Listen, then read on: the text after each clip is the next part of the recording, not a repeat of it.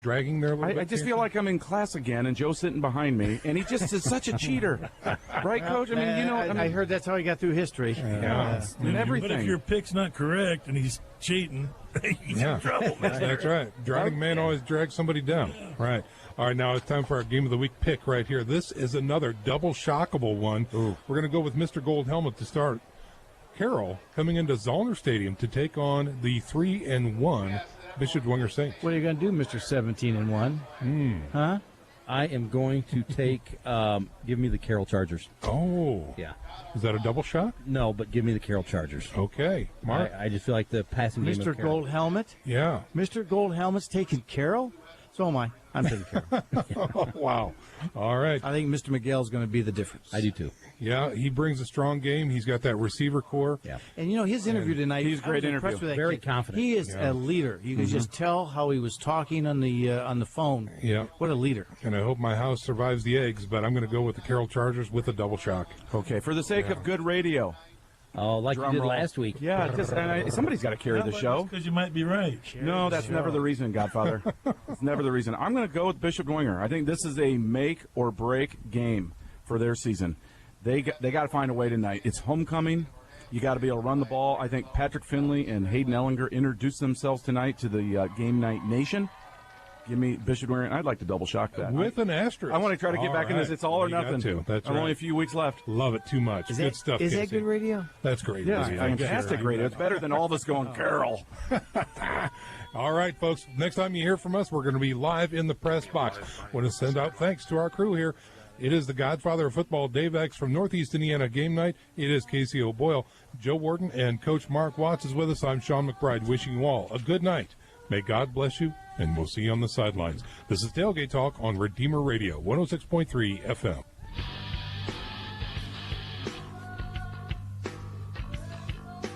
Tailgate Talk is a pre-recorded program produced by Redeemer Radio.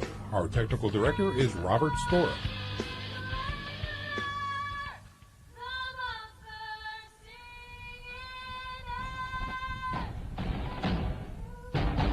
Konecki has a snap. He rolls to his right. He's looking downfield. He cranks it up. He's going deep for this one. Over the middle. It is caught. Touchdown. Bishop Lewis Knights. Here we go.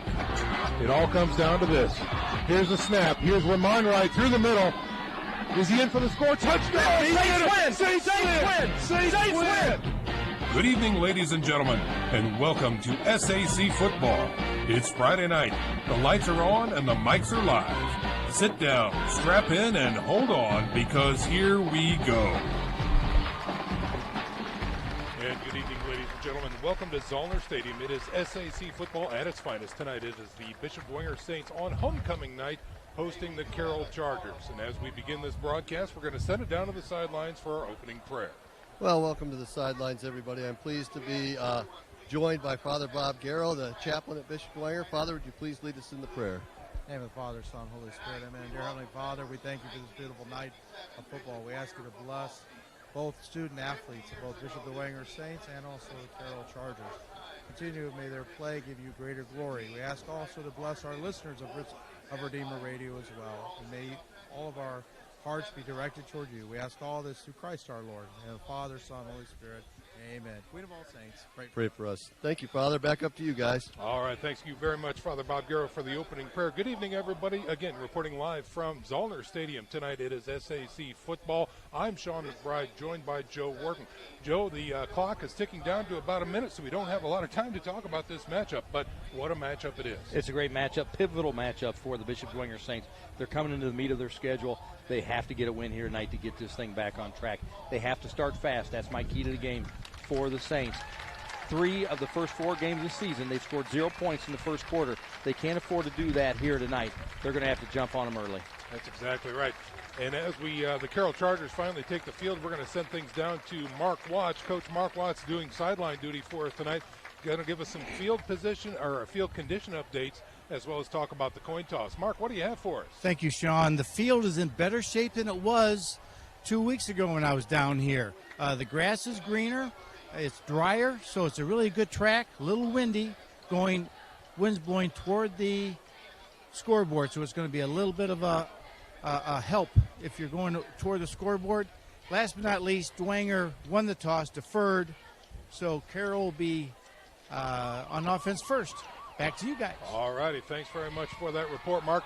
Again, great sideline opportunity to talk about the 1967 team is in the house, Joe.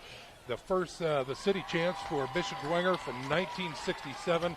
Great photo opportunities down there. We see some friends getting together here on homecoming night. Sean, there's some guys down there that look like they could still strap it up and play, right? Look at John Thaler. He looked like he could go tonight. That's exactly right. I think he's got a helmet on right now. It looks like a crate for a helmet. All right, good to see those guys out here supporting the Bishop Dwenger Saints. A lot of fun tonight. We'll have an extended halftime due to the homecoming festivities here. So just a beautiful night here at Zollner Stadium. Sunny and 79 degrees here at kickoff as the ceremonial coin toss comes out now as the four captains from both squads prepare to take the field. And as Mark said, Joe, the Bishop Dwenger Saints have deferred, so maybe you can run through some starting lineups for these squads. Let's as get they it done. Get it done here. Yeah, what do you have for Let's get us? it. Big boys up front for the Carroll Chargers tonight. Rongos, Villanueva, Chenery, Hipskin, and Malcolm. Of course, Jack Miguel, number 1. Great interview with him on Tailgate Talk tonight. He's going to sling it from the quarterback position.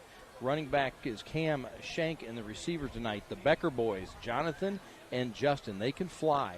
And throw in Brock Ingram and Gavin Vogt, and they've got a very qualified threat at receiver. Let's talk about the defense for Bishop Dwenger. Up front, Will Kolar, Jacob Fabini, Jake Lyons, and A.J. Brady.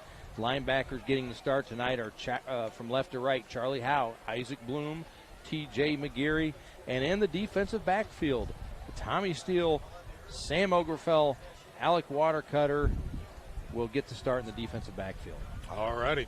That is your starting lineups tonight, ladies and gentlemen, and we are moments away from kickoff here at Zollner Stadium as the 3-1 Bishop Dwenger Saints prepare to defend their keep against the Carroll Chargers. Just a reminder, ladies and gentlemen, that tonight's game is brought to you by Ave Maria University. Parents, are you searching for a safe, affordable, authentic Catholic university? Look no further than Ave Maria University.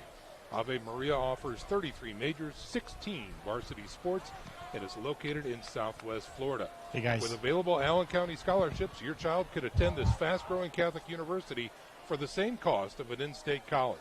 Check them out online at avemaria.edu. Real quickly, Mark Watts, what do you have for us? Okay, I talked to both head coaches before the game. You always learn something in a loss. Coach Dinan says they learned in the first 2 losses. They've got to tackle better and be more physical. And Coach Schwarzkopf said they found something this week that's really going to help them. He wouldn't tell me, but we're going to see what happens. Back to you. Here is the kick. Garrett puts his legs into it. Moving right to left on your radio dial, taken back by around the 2-yard line, getting up to the 10, the 15, looking for something through the middle, and it'll be about an 18-yard return, close to the 20-yard line for the Carroll Chargers. Again, the Carroll Chargers, that was Cam Shank on the return there, led by Jack Miguel. He is a senior, checking in at 6'1", 180 pounds. Interesting factoid we learned about young Mr. Miguel tonight, and it's very impressive, Joe. Absolutely. He's going to graduate and leave high school at the semester break, and he's going into the Navy, and he hopes to be a Navy SEAL. Here he is leading the offense for the Chargers. He's in an open backfield, quad formation to the left side, 1 wide right. Miguel standing near his 14, 15-yard line, waiting for the whistle to blow and the officials to get set. This is the first play from scrimmage here for tonight's game. Saints going with 2 deep coverage here. Patrick Finley in getting the start tonight, the sophomore, as strong safety. Here is the snap. Miguel looks to throw, guns it out to the edge, and it is tipped and incomplete that time. The intended receiver was Justin Becker, single coverage and knocked away by the Bishop Dwenger Saints. Justin Becker is the leading receiver on this team. He has 23 receptions coming in, 3 receiving touchdowns. He gets 112 yards per game, Sean. Tommy Steele that time from the corner position knocked the ball away, brings up a 2nd and 10. Single setback now behind the quarterback in the shotgun. Here is the snap. Taking his time, throwing it out to the left side, well off the mark and incomplete. Wow. Not even close there. So big 3rd down, 3rd and 10 here. Remember, the Saints' defensive backs last week really got beat up by Jaya Wright at Homestead Spartans. This is a big test for them because this team has quality receivers, quality offensive line, and, of course, a quarterback. who can throw it all over the field. Leighton Mitchell was the intended receiver for the Chargers that time, so quick 2 downs are burnt. And now a 3rd and 10 for the Chargers on their opening drive. From the 20, here's a snap. He's rolling left, looking, firing into the flats. It is caught by Becker, makes 1 tackle, gets the first down out to the 36-yard line. Sam Oberfell in coverage on the far side of the field there. A nice move by Becker, making Oberfell miss and picking up enough for the first down. McGarry on the stop for Bishop Dwenger. It is a gain of 15 that time as they mark it right at the 35-yard line. They move the chains and a fresh set of downs. 2 men in the backfield with Miguel now. Here's a quick snap, give to the tailback through the middle. Not much there. Big number 65 in for cleanup duty for the Saints. That was number 24, Shank, on that carry, Sean. Shank came into the game averaging 45 yards per game. The leading rusher on this team, just like last week, is the quarterback, Miguel. So Shank's not going to get a lot of carries, not going to get a lot of yards, but you have to keep the defense honest and run them occasionally. Call that a gain of 1, bringing up a 2nd and 9. Back to pass, out to the flats, and this is again to Shank, who was coming out of the backfield, thrown behind him and incomplete. So Miguel is not really on his mark so far, Joe, here early. Not on his mark. The Saints, I didn't see this defense really last week. There's 2 deep safety, the cover 2. They came out in it here. I think they're just trying to feel them out a little bit, what kind of coverage they're in. So 3rd and very long now for Carroll. This is the 2nd time they converted on their first 3rd down. Here's the snap. Here's the throw over the middle. It is caught. I think he may be short of the first down. Again, that was Leighton Mitchell, number 19, on the reception. It's going to come down to the spot, and yes, he will be a yard shy. Yard shy. Watercutter on the stop there. 4th and 1 coming up for the Chargers. Let's see what Coach Dinan decides to do early here. Decision time. Ball on the 44-yard line of Carroll. 2 men going back deep for the Saints. That's Tommy Steele back there is one of them. And it looks like Watercutter, and the offense remains on the field. Jumbo package. And the timeout is called by Bishop Dwenger. They were not expecting that formation, and they have to burn a timeout to get ready for it. So we're going to step out for a quick 30-second break. 0-0 is your score. Opening moments here of this contest between the Bishop Dwenger Saints and the Carroll Chargers. We're back in 30 seconds, and you are listening to SAC Football on Redeemer Radio 106.3 FM. This is David X with Union Savings Bank Mortgage Department. So happy to support Bishop Lures and Bishop Dwenger student athletes who work so hard to be the best they can be. I'm here to support you too as you look for mortgage lending. If you need a home loan, pick up the phone and call me, 418-6191 anytime for low closing costs and great rates. 418-6191. I offer what you want, low closing costs and great rates. Call 418-6191. Member FDIC, Equal Housing Lender. And we are back to live action here. Mark Watts on that last play. We were talking about it during the break. What do you have for us? Well, Miguel's a senior, and he just zipped that ball in there on that 3rd and 10. He's just fine. He's just a leader. You should see him down here in the field. He's just keeping people hopped up, ready to go. Here we go. 3 men in the backfield. Under center. Here's a quick give to the tailback through the middle. He has a push, but he gets knocked backwards. Does he get it? It's going to come down to the spot.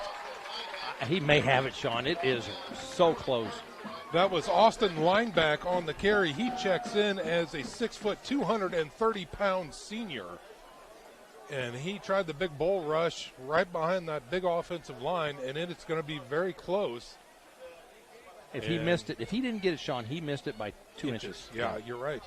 They're going to bring the chains out and talk about it. I think he's going to be short. He might very well be. Depends upon the stretch of the chain here.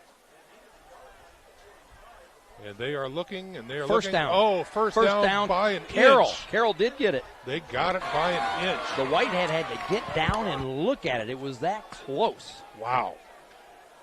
So a 4th down conversion saves the drive for the Carroll Chargers. Gutsy call, considering the ball is sitting at their own 44-yard line, in between the 44 and 45.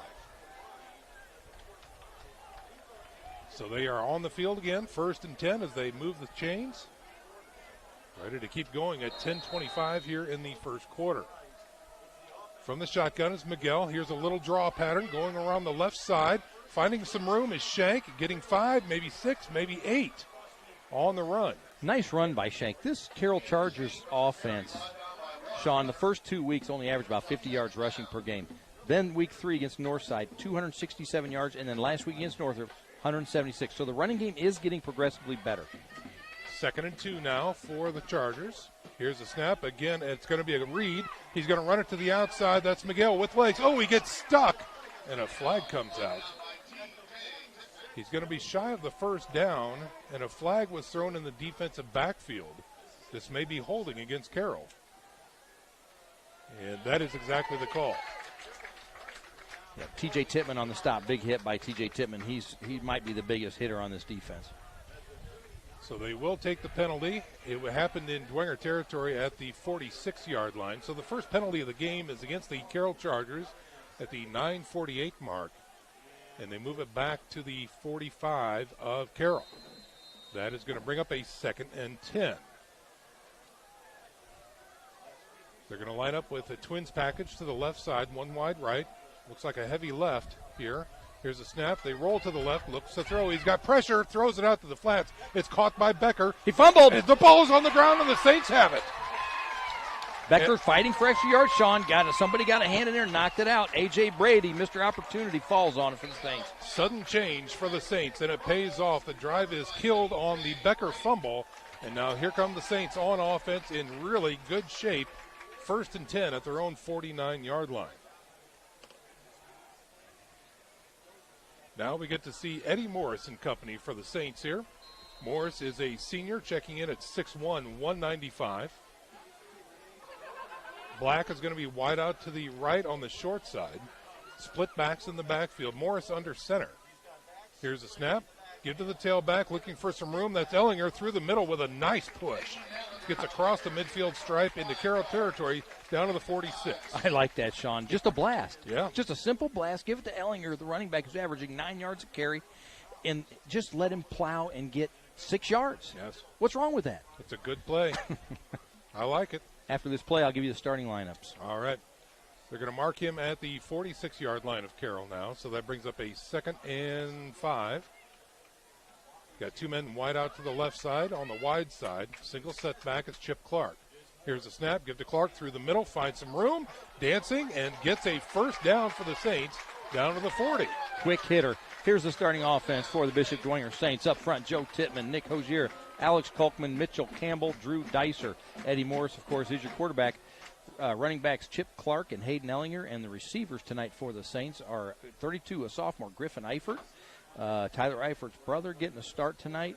And Will Nelson, he's a senior, number 89. Bradley Black, another senior.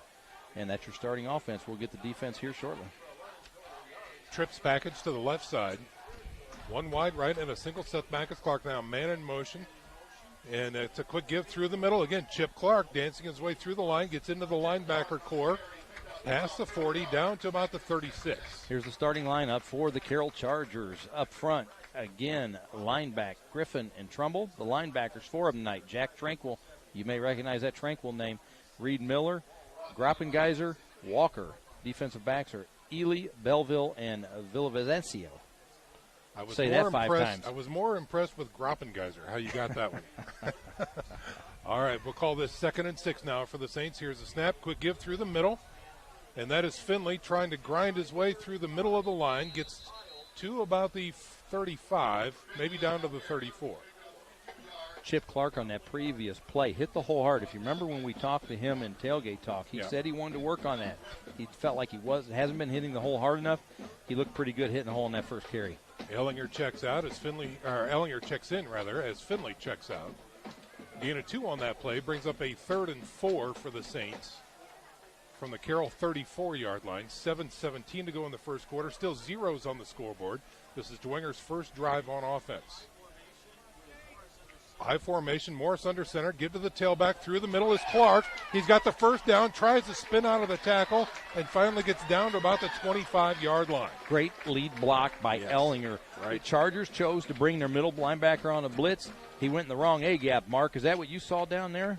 Yes, I'm seeing tackle to tackle. There's nothing outside. It's just here we come, boys. We think we're going to just be tougher tonight, and they're just running it right between tackle to tackle. Back to you. 1st and 10 for the Saints, knocking on the red zone door at the 25-yard line. Offset left is Ellinger, quarterback in the shotgun. Twins package to the right. One wide left. Here's a snap, play action, looking left, throwing deep, and he's got Steele. Oh, just over the outstretched hands into the end zone, and an incomplete pass attempted by Tommy Steele that time. I love it. Just run between the tackles, and then on first down you play action them. Right. I like the call by offense coordinator Jason Garrett. So they burn it down, brings up a 2nd and 10 for the Saints. 4-down territory, by the way, Sean. Oh, sure. You betcha. Going to let it all hang out here at Zollner Stadium tonight, going against a premier program, 6A school like Carroll. Come in a little chippy after last week's loss are the Saints. Yeah. 2nd and 10. Twins left, I formation, Morris under center, showing blitz, and a flag comes out, and that's going to be an offsides against the Carroll Chargers. That's going to be a free 5-yarder. So 2 penalties against Carroll so far tonight here in the first quarter. 6:33 remaining in the first quarter. Zeros on the scoreboard, and they move the ball down to the 20-yard line, and that brings up a 2nd and 5 for the Saints.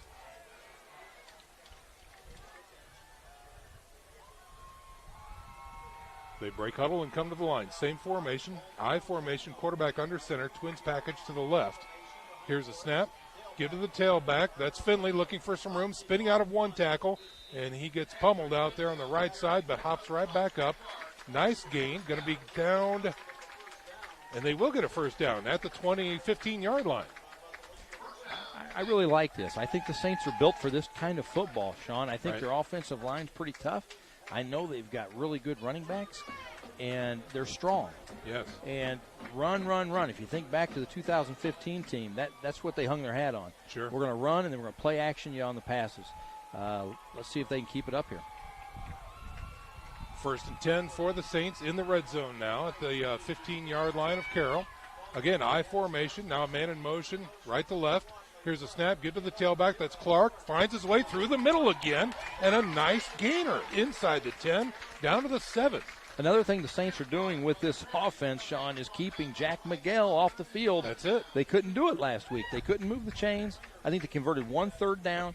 They couldn't move the chains, and Jai Wright was on the field all night just tearing them apart. So this really works to the benefit of the defense as well. And the clock continues to tick down. It's going to be close to 5 minutes to go here in the first quarter when they snap this ball. And so we shall see this ball control offense really doing a fine job for the Bishop Dwenger Saints so far. 2nd and 2 now for the Saints. The ball resting on the 6. Here's a snap. Give to the tailback. That's Clark. He's in. Touchdown. Touchdown Saints. Great drive by Bishop Dwenger. If you're a Bishop Dwenger fan, you like that drive. It's kind of a throwback drive, maybe in honor of the 67 team here tonight, Sean. That's right. Yeah. Run between the tackles. The big gold rush was on display right there. They had a short field. They took advantage of it. That's points off of a turnover, Joe. That's right. And that's a very good sign to see from the Bishop Dwenger Saints. And now we will see if Garrett can make it 7 with the PAT. Canary on the snap. Here's the snap. It's good. The hold is good. The kick is up. And it is good. So 7-0 with 5:03 remaining here in the first quarter. Stick around, folks. We're taking a 30-second break. And you're listening to SAC Football on Redeemer Radio, 106.3 FM. A clean office space. Okay, that's an easy choice. And choosing the right company to clean your business is easy, too. Sioka's Professional Cleaning is the choice of a lot of Fort Wayne companies because of the 100% satisfaction guarantee. Sioka's does it with built-in check systems to make sure your business is cleaned beyond your expectations every time. First impressions are critical, so make sure yours is always the best with professional cleaning from Sioka's. The best people, the best service. 483-2112 or online at Siokas.com. Back to live action, preparing for the kickoff, and let's check in real fast with Nick Gray from the sideline. Well, we're starting to get some updates, guys. Right now, Bishop Lures is over at Northside. They're leading that game 14-0. Concordia is out at Northrop, and they struck quick, and they're leading 13-0. Right now, East Noble's beating Leo 7-0, and New Haven's up on Norwell 7-0. Back up to you. Here is Garrett's kick, fielded by him at the 8-yard line. Getting up to the 20, going through the middle. Oh, and tackled high, and going down at the 25 is the return man for Carroll. And that is Shank, Cam Shank, number 24, on a nice little 15-yard return that time. So here come the Carroll Chargers again on offense. Let's see what they figured out. After looking at that first drive, they had the offense on the sideline talking in the break. Let's see if they figured out what to do here. And Miguel and company coming out onto the field now. Good field position here, starting out at 25. Sunny and 79 here at Zollner Stadium to start the game. The shadows are now getting longer as the lights are now on. Here's Miguel with a single setback, and it's a read option. Give it to the tailback around the edge. He gets a little bit north of the 25. Not much there as Shank has run out of bounds. Good pursuit angle by the Dwenger defense. So we'll call that a gain of 1 out to the 26. They tried to seal Brady that time, and he did a good job of stringing that one out there, Joe. As far as he could. Yeah. A 1 yard gain, you'll take that. Trips package to the left now. Miguel in the shotgun with a single setback. Looks left, fires left out of the backfield, and dropped by Shank. Wow, Shank came into the game with 13 catches, but it didn't look like he was ready for that one. No, I think he wanted a few more steps before he was ready to get that one. But guys, Mark, what do you have? Guys, okay, Bishop Dwenger is disguising their secondary. They'll line up in a 2-deep zone, then they'll go to man-to-man with a free safety.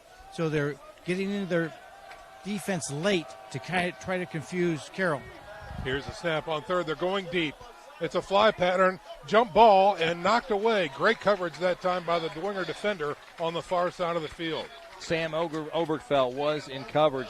I feel like Miguel just got too much air under that one. Sure he did. And just held up a long time. Yeah, that was a can of corn, and it was anybody's ball and knocked away. So, again, a 3-and-out now for the Carroll Chargers here with 4:44 to go here in the first quarter. The Saints defense holds, and the punt team is on for the Chargers. 2 men back deep. And here is the kick. It's a short, high kick, and it's going to drop. And it's got to be covered. And I think Dwenger might have it. Let's see. There is a big scrum near the midfield stripe. Carroll ball. Carroll recovered the ball. It hit a blocker. It was such a short punt. The blockers were going downfield. The punt hit one of the Saints, and the Carroll Chargers jumped on it. It looked like maybe Bryce Pelkington maybe on that, number 37. And it looks like Logan, it could be Bryce Pelkington, or I was looking maybe Logan Belleville. One of the two came up with that ball for the Carroll Chargers. Regardless, the short kick worked, and now they've got a fresh set of downs as the Charger offense comes back out onto the field. Now the ball is still in Charger territory at the 48, but they've got a first down at 10. Trips package to the right. Single setback, offset left. Here's a snap. And it's going to be a read option. He's going to get hit in the backfield and taken down. Beautifully played. A.J. Brady. Coming into this game, the Saints stats sheet I got shows the Saints with 20 sacks on the season. That's a lot. But right there, A.J. Brady gets his first of the night. They were trying to set up the shovel pass there. It wasn't there. It wasn't there. Here they are on second, and in and out of the hands of Becker. And quickly, the Carroll Chargers are now facing a 3rd and 12. Tonight, the Carroll Chargers have had a 3rd and 10, a 3rd and 10, a 3rd and 9, and a 3rd and 12. No third and real manageables so far here in the first quarter. Now they come up to the line after checking their wrists. They have the play. Twins right and left. Miguel in the shotgun with a single setback. Here's a snap. He looks to throw, looking through the middle. He's flushed, and he gets out of it. And he goes to the left, and he's still on his feet, and he goes down. We've got a late flag in the offensive backfield. He did get some positive yards across the midfield stripe to about the 49. This one may be coming back.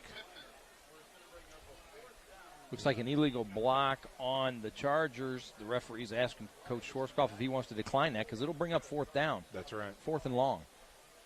Yep, and it looks like the Saints will decline it. Well, you're right, Joe. A block on the back is declined, and so that will bring up a 4th and long now for Carroll, and the punt team will come back on the field.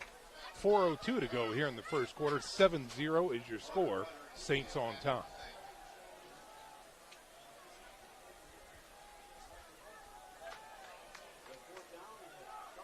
The punter for the Carroll Chargers, he's averaging 30 yards a punt for the season. The first one certainly wasn't. No. That was better. He gets a lot better leg into that one. Fair catch called for by Watercutter back at the 23-yard line. So a safe transition that time. And the Saints offense rolls back out onto the field with 3:49 to go here in the first quarter. Miguel's 2 for 8 so far in this game for 23 yards. You know, that's coming off of the performance last week. That's almost 400 yards last week. Right. 7 touchdowns for Miguel. Yeah. And I think he only missed, 4 passes? 22 yeah, 4 or 5 passes. Yeah. He did a nice job. Yes. 1st and 10 now for the Saints on offense. As Eddie Morris looks over the defense. Single setback as Clark. Twins out to the left. Working off the right hash mark. Here's the snap. Give to the tailback through the middle. Cutting it to the left side. Not much there for Clark. He does dive out to the 25. We'll call that a gain of 1.5, maybe 2. Hello.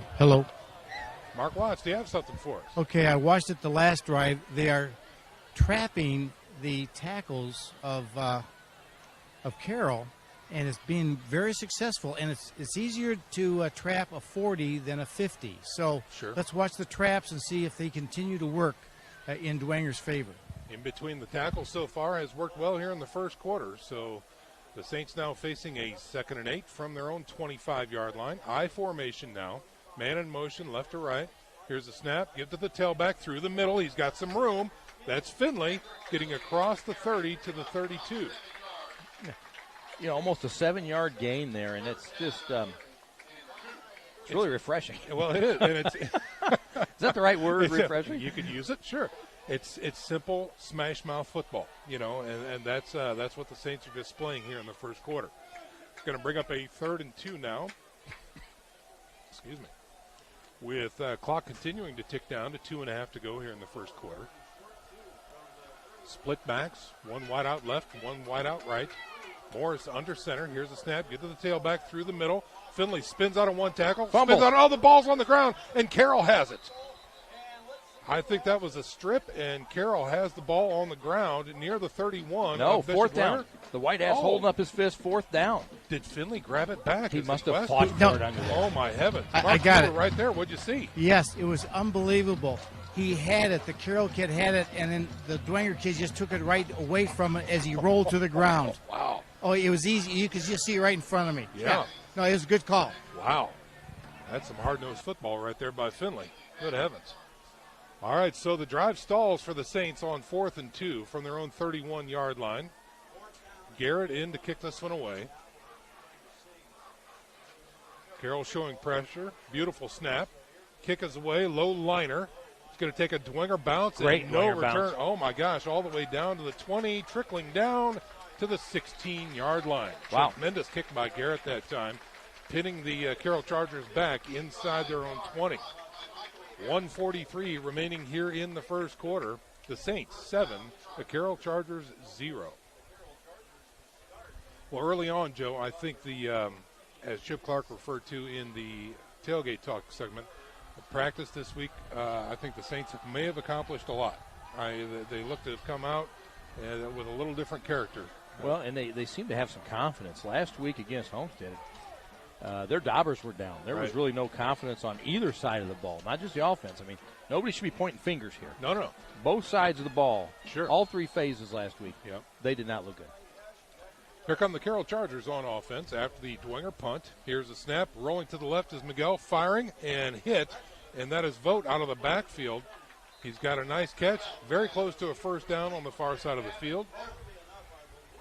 And I think they are going to go ahead and move the chains as they spot the ball near the 26.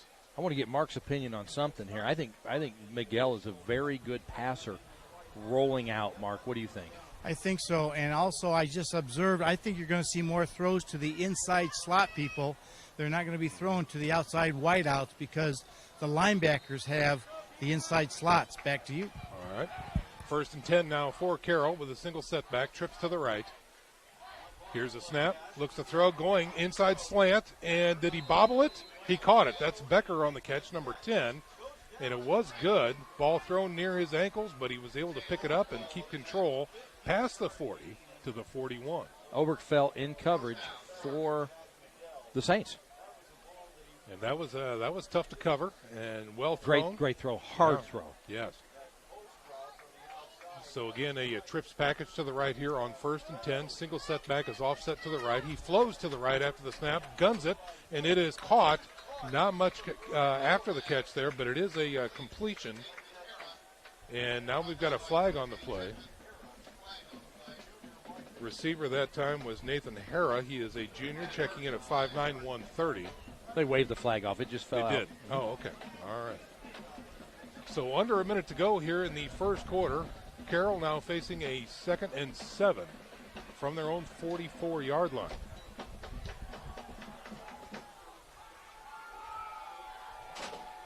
Taking their time, getting up to the line. Wide out left is going to be Becker. Twins to the right on the short side. Here's a snap. Looks left, guns it left to the flats. He's got his man. That's Becker. Tries to make a move. He does make the move. Gets there and is going to be taken down after a first down completion. Again, going to their left. They keep throwing left, and they're having success over there. Now we see Sam Oberfeld is coming out of the game, and Bradley Black checking in. And 10 seconds left to go in the first quarter. They're lined up on first down. They get the snap off. Trying his way through the middle is the running back. Fumble. Ball is on the ground, and the Saints look to have recovered. Boy, again, a fumble fest here at Bishop Dwenger, and they do. The Saints have the ball with 2 seconds left to go in the first quarter. Looked like Joe Tittman put his big paw in there and knocked that ball out. And T.J. McGarry grabs the fumble.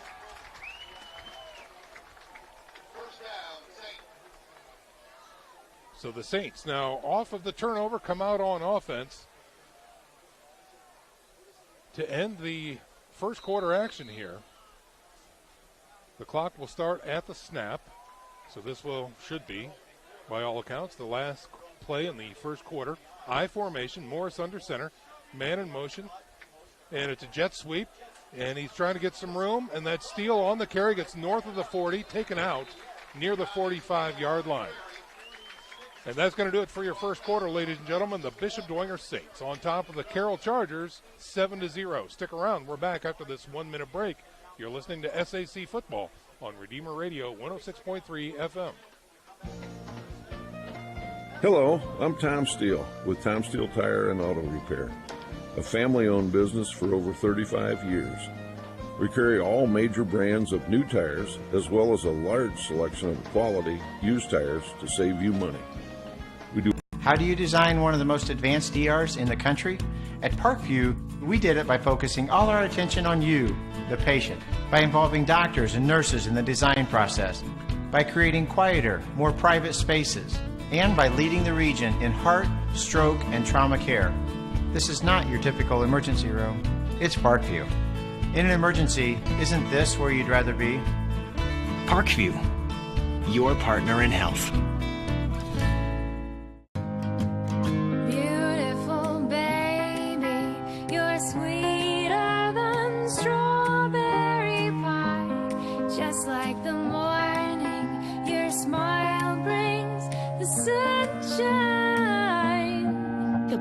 Family Birthing Centers with everything you need for baby. Plus, 2nd and 4 now with 12 minutes back on the clock. Saints up 7-0 over the Carroll Chargers.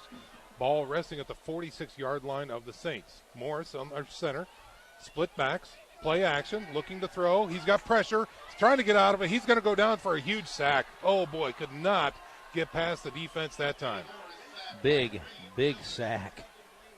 About a 10-yard loss at least. Yeah, let's see. They're going to mark this at the 37-yard line. And that's going to bring up a 3rd and looks to be about 13, maybe 14 now for the Saints. It looked like Griffin in there on that sack for Carroll. Joe, would you consider that a coverage sack? It looks like Morris had nowhere to go with the ball. Well, he had nowhere to go. His first read definitely wasn't there, but they got to him pretty quick. Yeah, that's true. He certainly didn't have a chance to do his progressions. Right. So on 3rd and 13, here come the Saints with a trips package to the right. Now Clark in motion. Here's a snap. He's got pressure again. He goes down, and another sack by that big Carroll defense, number 94, on mop-up duty for the Chargers. That's 94. That's Ginn along with Pelkington getting the sack for the Chargers.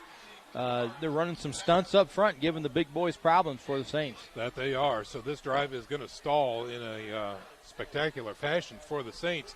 No points off the turnover there. And the ball is now resting at the 30-yard line of the Saints as Garrett is in to kick this one away. 2 men back deep for the Chargers. Garrett will launch this one from about his own 19-yard line. Steps into it. It's a low end-over-end kick. Hits hit a somebody in Charger. the back. The ball is loose, and it looks like the Saints have covered. Touche. Touche. Let's see what the call is. It is the Saints' ball in Carroll territory near the 45-yard line. So using the punt as a weapon, Joe. We've seen it twice here tonight. Yeah, We haven't seen it. We usually don't see it twice all season. Right. Wow. So the offense for the Saints comes back on. Question. Mark Watts, do you have something for us? Wasn't it last year where Dwenger had all the turnovers? Yes. And Carroll took advantage of it, so Dwenger needs to take advantage of these turnovers right now.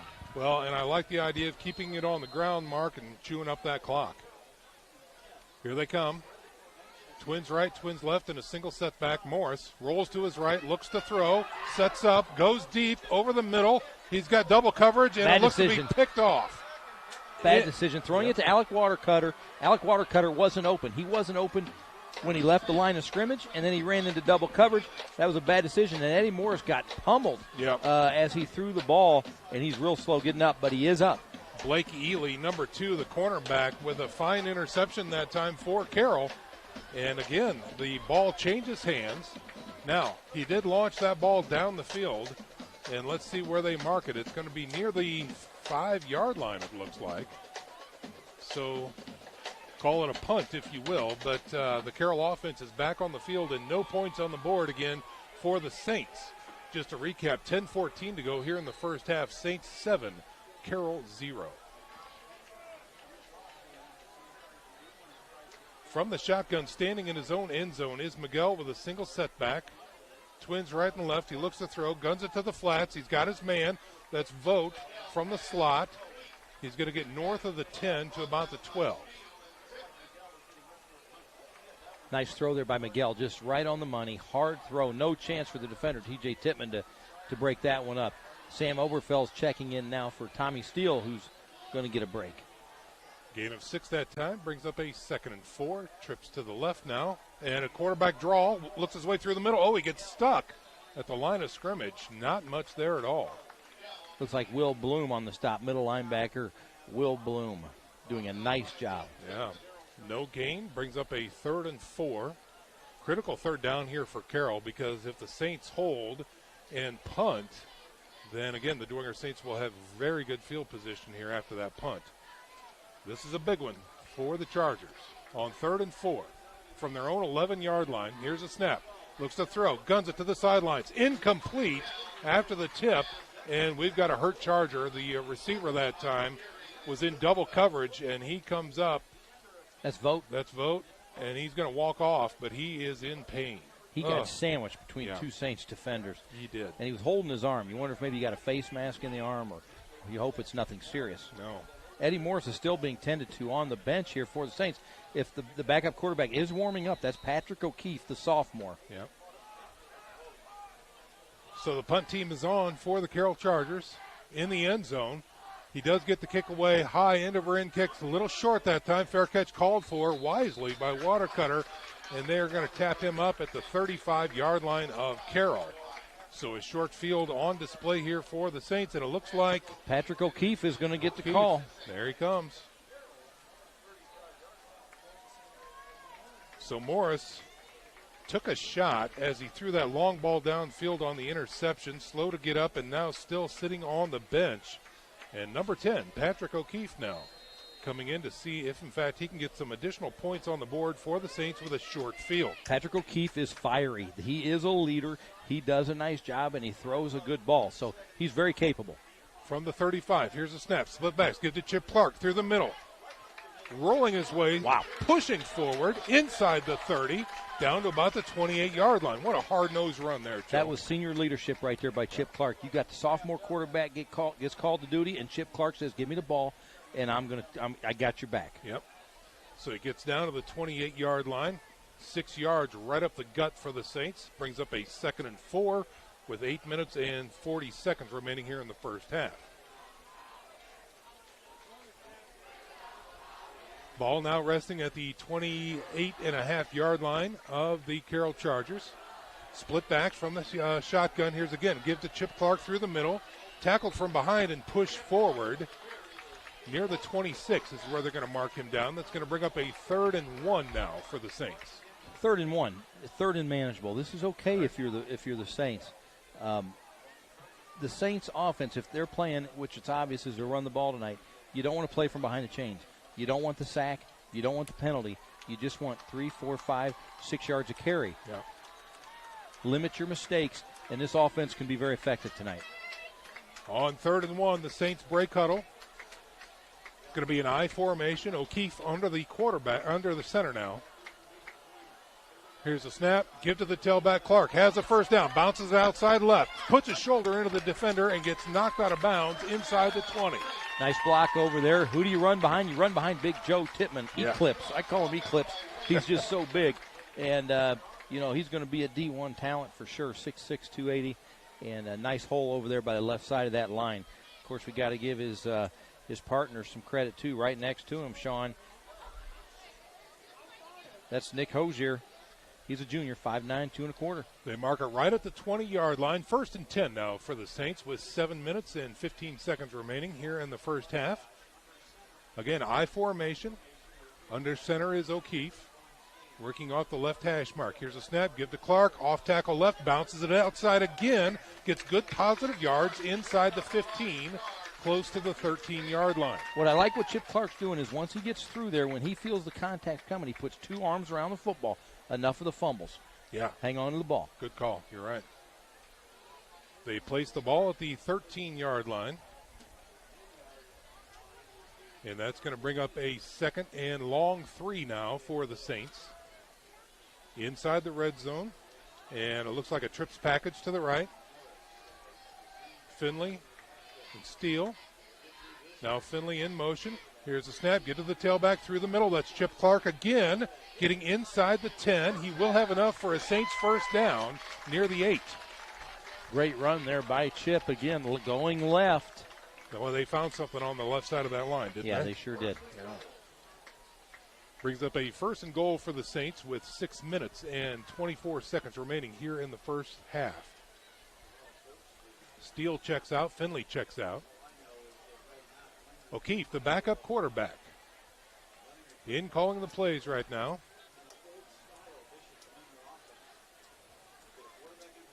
Going to have a trips package to the right, 1 wide left, and a single setback. Now a man in motion is Clark going right to left. Give through the middle. That's Ellinger, dragging a tackler with him down near the 5-yard line. Ellinger and O'Keefe, by the way, are cousins. There you go. So cousin handing off to cousin now. Hello. Mark Watts, what do you have? If I was Carroll right now with this sophomore quarterback, I'd load up the box with 8 and say, dare him to throw it, because I think he's just going to keep handing it off, and it's still working. Back to you guys. Good call. So they place the ball at the 5-yard line. It's going to be 2nd and goal now for the Saints. They break huddle with an I formation. O'Keefe under center. 2 wideouts to the right, 1 wide left. Now a man in motion is Steele. And it's an inside give to Steele, trying his way around the left side. An inverted jet sweep. And he gets a yard, maybe 2 on the carry. Inverted jet sweep. I like that? I did like that.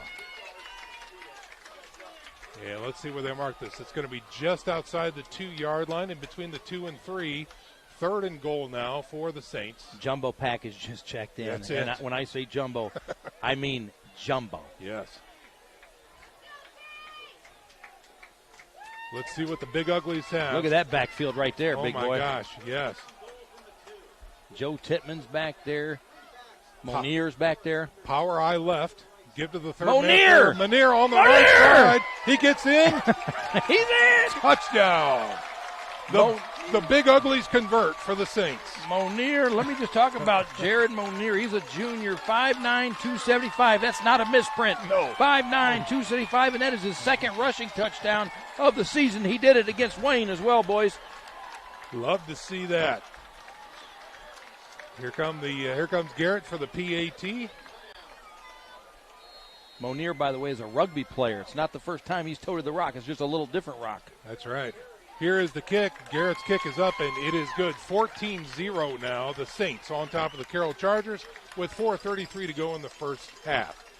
We're going to take a 30-second break. Stick around, folks. This is SAC Football on Redeemer Radio, 106.3 FM. Diamonds are a girl's best friend, and diamonds are forever. And since 1988, Peter Franklin has been bringing you the finest diamonds imported from overseas diamond cutters. Peter Franklin Jewelers. Jewelry created from concept to completion by our master goldsmiths on staff. Peter Franklin Jewelers, with 3 locations to serve you: New Haven, DuPont Road, and Angola. Remember, it's not just jewelry, it's Peter Franklin. Back to live action here at Zollner Stadium. Just a reminder, football fans, that this broadcast is brought to you by Bishop Luers High School, a Catholic educational community that instills in each student dignity, integrity, respect, and responsibility. You can catch the Luers spirit at www.bishopluers.org. So the Saints, off the Menier touchdown, now are up 14-0 with 4:33 left to go here in the first half. Garrett chips in the PAT off the Canary snap. And now Garrett back on to kick this one away from the 40.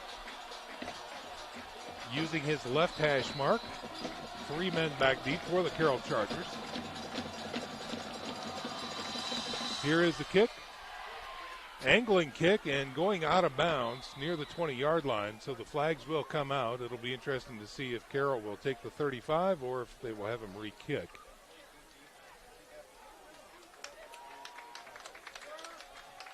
Back to the power football. The big gold rush was on display here in the first half, Joe. It really was, and we haven't seen this style of football, this type of football all year. I talked to Jason Garrett this week, and he said they're getting back to the basics. We're going to see some I formation, maybe even a lot of I formation, and he held true to that. I mean, we saw the I formation, split backs, double tights, jumbo packages.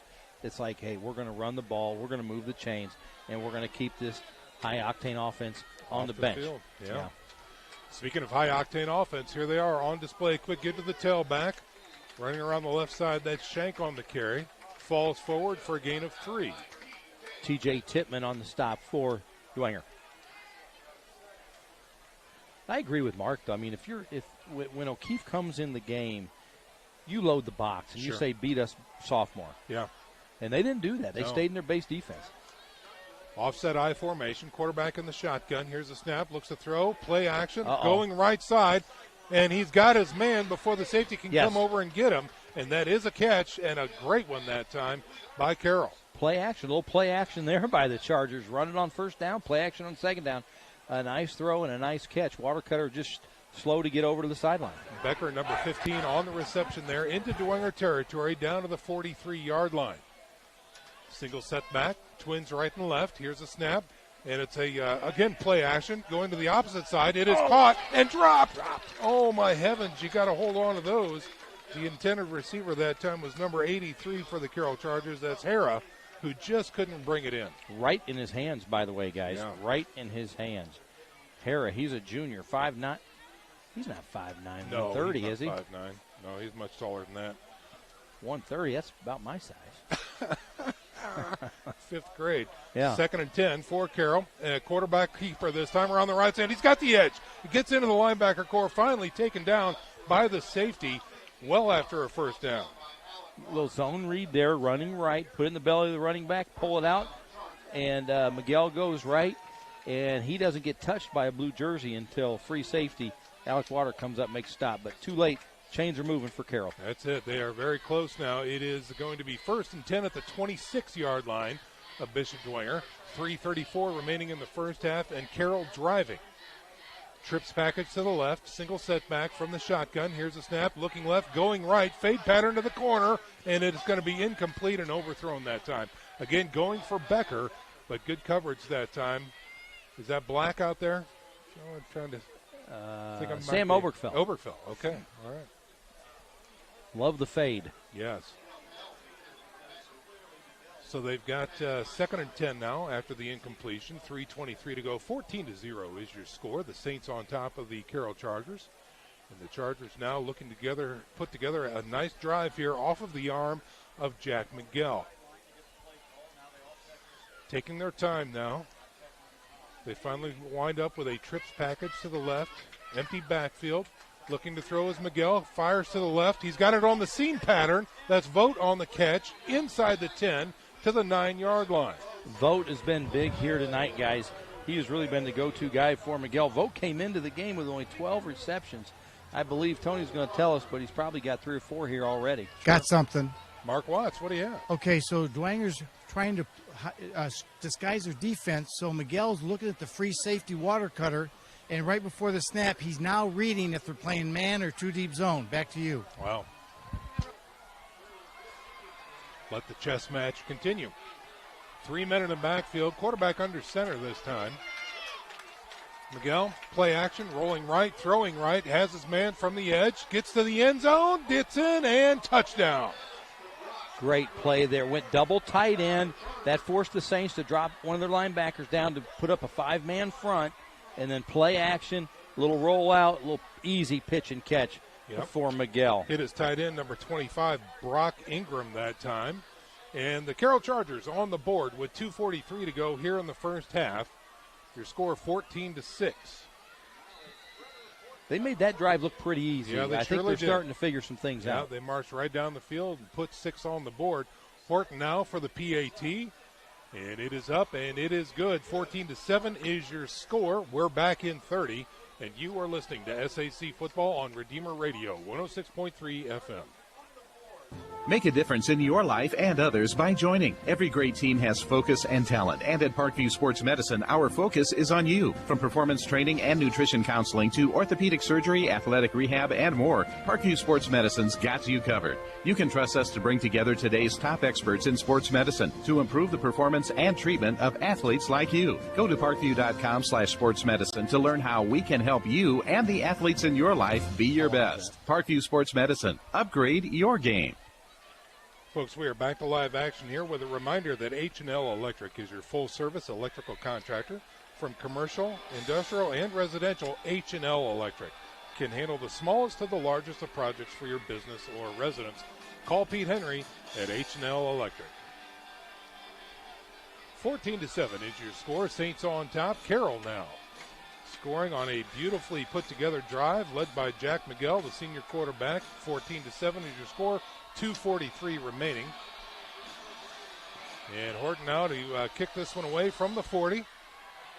Line shot taken on the sidelines on the far side of the field, running through the middle, looking for that wall. Good return, set up by the Saints north of the 30, near the 33-yard line. 20, that looked like Tommy Steele, right? Tommy Steele, number 21 on the return that time. And it looks like Eddie Morris is done for the night. His shoulder pads and helmet are off. He's got his arm in a sling. So it's going to be up to Patrick O'Keefe here to get it done at Zollner Stadium on homecoming. Wow. No pressure, right?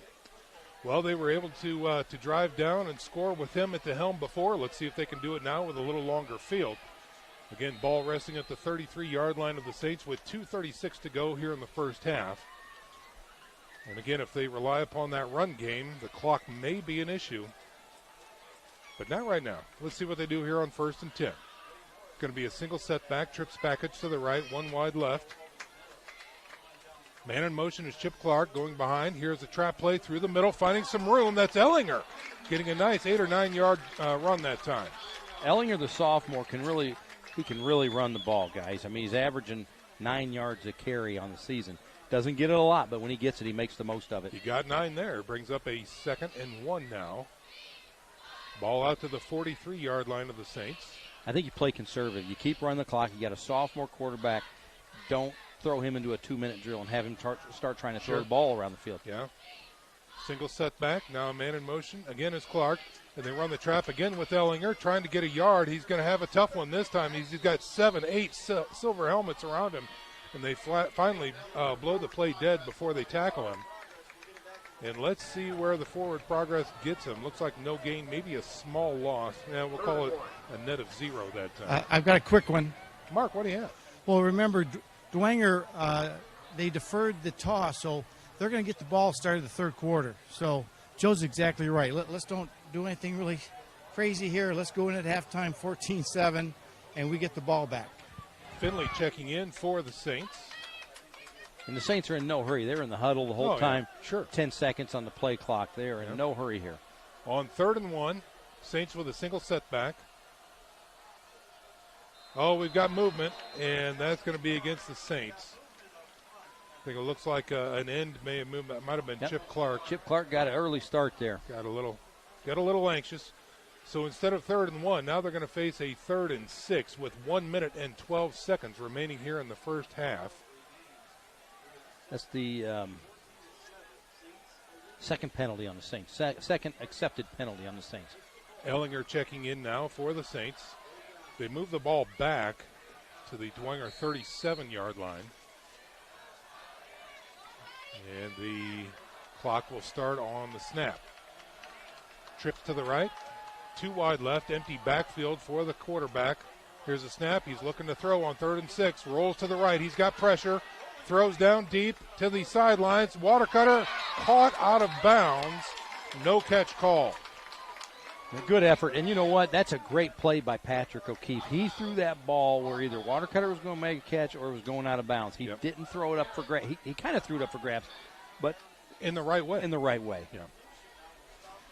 So the incomplete pass will bring up a 4th and long now for the Saints, and the punt team is on. Number 24, Garrett, in. He will kick this one from about his own 25. 2 men back deep for Carroll. Got a lot going on during these punts. Let's see if this is a clean one. Good kick by Garrett that time, and a fair catch called for near the 34-yard line by Becker. 56 seconds is plenty. Yes, okay, for this offense. For this offense. Oh, sure. Keep that in mind. A couple timeouts still for, I'm going to check it. I think at least 3 timeouts Carroll has. Lots of time left for this high-powered Charger offense as they take the field here with 56 seconds remaining in the first half. 14-7 is your score. Saints on top. They'd like to take that lead into the locker room, but Carroll may have something to say about that right here on this drive. Miguel wearing number 1. As the offense gets situated, there's going to be a twins package right and left and a single setback. And now we've got a flag on the play. There might have been too many men on the field. Yes, illegal substitution. Oh, boy. So now, as we say here at Redeemer Radio, the Carroll Chargers will be playing behind the sticks on this down. It's going to bring up a 1st and 15. Just a 5-yarder there. They move the ball back inside the 30 to the 28. 4-man front for Dwenger. Carroll getting ready for this play here. From the shotgun, here's a snap. He rolls to his left, looking left, firing to the side. It is caught near the 40, getting out of bounds. Near the 41-yard line is number 19 on the catch. That's Leighton Mitchell.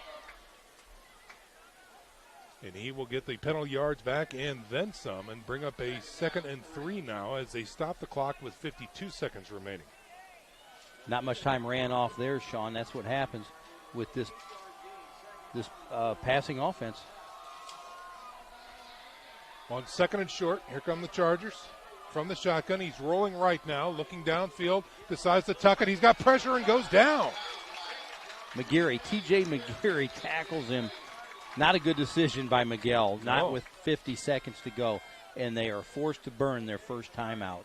Yeah, we're going to go ahead and step out for a timeout as well. 14-7 is your score. Saints on top with 45 seconds remaining here in the first half. Stick around, folks. This is SAC Football on Redeemer Radio 106.3 FM. Hello, sports fans. This is Father Bob Garrow, chaplain at Bishop Dwenger High School. It is time to get geared up for our fall sports season. Whether competing on the soccer field, golf, or cross-country course, volleyball court, or on the gridiron, we wish good luck and great sportsmanship to all our student athletes and their teams. May we become the saints we are called to be. Saint Sebastian, pray for us. Back here at Zollner Stadium where the lights are on, it is homecoming night here for the Bishop Dwenger Saints, and they are ahead of the Carroll Chargers 14-7, getting ready to end the first half with only 45.2 seconds remaining on the clock. The Carroll Chargers are facing a 3rd and long 5 from their own 38-yard line. The timeout is over. Twins right and left. Miguel in the shotgun. Looks to throw, going right and hit. Oh, in and out of the hands of Becker. That would have been a first down for the Chargers, but it is not. Wow, Justin Becker doesn't drop too many, guys. No. And that was a perfectly thrown ball by Miguel. So a break for the Saints. Going to bring out the punt team for the Chargers. And that's exactly what's happening right now with 41 seconds on the clock. The drive stalls. Sean, something happened to our ears. I can't hardly hear you. And let's see what happens here on this punt from the Carroll Chargers. Snap is good. The kick is up and away. And it's got fair catch called for near the 28-yard line by Watercutter that time. So the Saints will come out on offense again to quite possibly end the first half of action. 36 seconds remaining here in the first half. Well, folks, how would you like to own your own bank? Notre Dame Federal Credit Union members already do. Convenience, better deals, and great service are already being enjoyed by Fort Wayne area members. Where you bank does matter. This message brought to you by Notre Dame Federal Credit Union. And here come the Saints on 1st and 10. Looks like a victory formation here as they surround O'Keefe, and he will take a knee.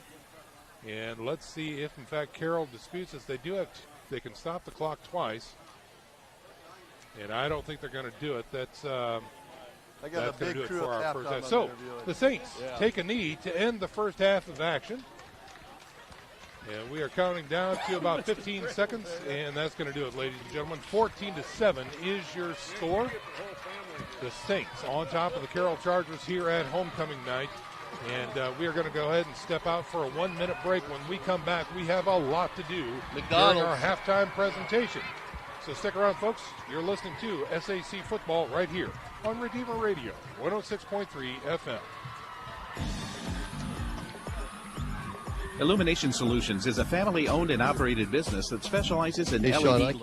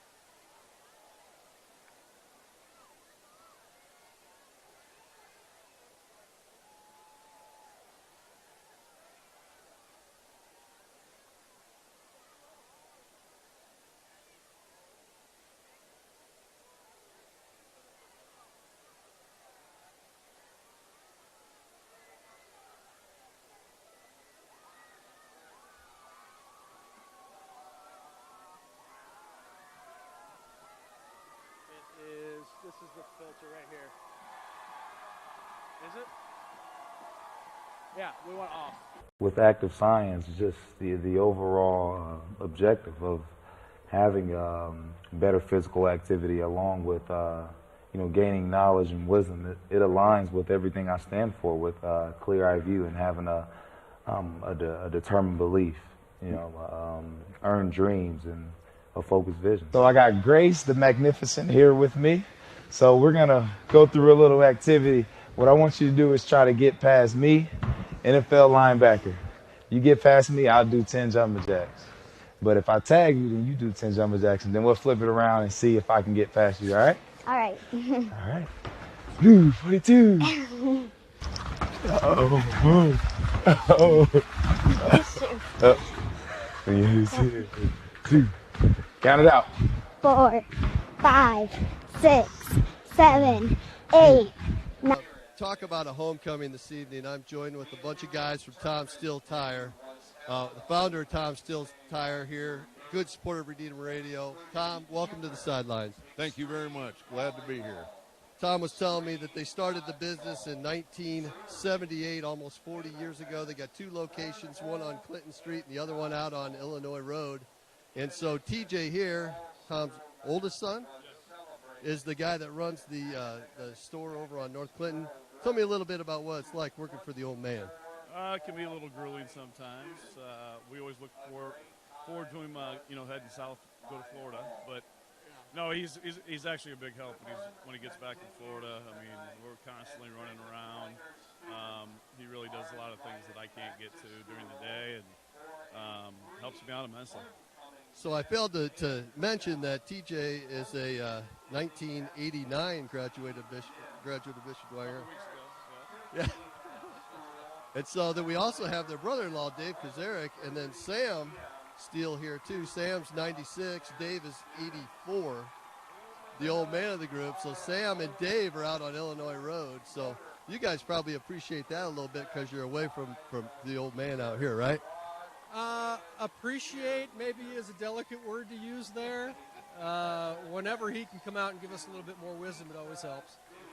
But certainly it's great to be out there and awesome to see more family here and friends since 1984. A lot of the same people out here, and it's great to have everybody back, and we appreciate being a part of this and being able to help everybody over the years. You know, that's what's great. Yeah, earlier on this, we were talking a little bit before the interview, and Dave was telling me how special it is to have, all these Dwenger families come around and dating all the way back to really the beginning of Dwenger, being able to help. It's that Dwenger family, that Dwenger tradition. And so, Sam, tell me a little bit about how that makes you feel when you're helping others out. Oh, it's great, just to be a part of the family and, the things that we're able to do and try to help people out with. And, it's kind of, as you went through Dwenger, it's everybody kind of sticks together. You're always finding them, whether they're over at the other shop or, hey, we're on this side of town, we want to come see you, Dwenger. It's nice to see everybody kind of stick together. So how does it make you feel when I know you watch your boys play football? Yes, I have for a lot of years. But first thing I want to do is clarify. You said to TJ, how is it to work for the old man? That's not what happens. I work for them, okay? Whenever they need a job done, here, take this little old lady home and then go pick up this part. That's what I do. I'm no longer, and they ask my advice, and normally when I give it, they don't take it, so I don't give it too much anymore. Well, you ought to feel good because you finally made it in life, because you got them taking care of you. As long as I do what my wife tells me, I'm okay. That's good. Well, I know it's kind of special here tonight because you got a couple of your grandsons on the team. Yeah, 2 grandsons. Tommy, number 21, and Howie, number 15. Tommy's getting a lot of action here this evening. Yeah, he is. He's used to that. And Howie, who's 15, he's a sophomore, and he's seen a fair amount of action in the last couple games. As they got towards the end, anyway. And they're both doing a good job. Very proud of them. Very proud of them. I would be too. I've known TJ because I think you were in one of my sister's classes, right? Maybe Mary Ellen? I was right behind Molly, when you're behind Molly. Yep.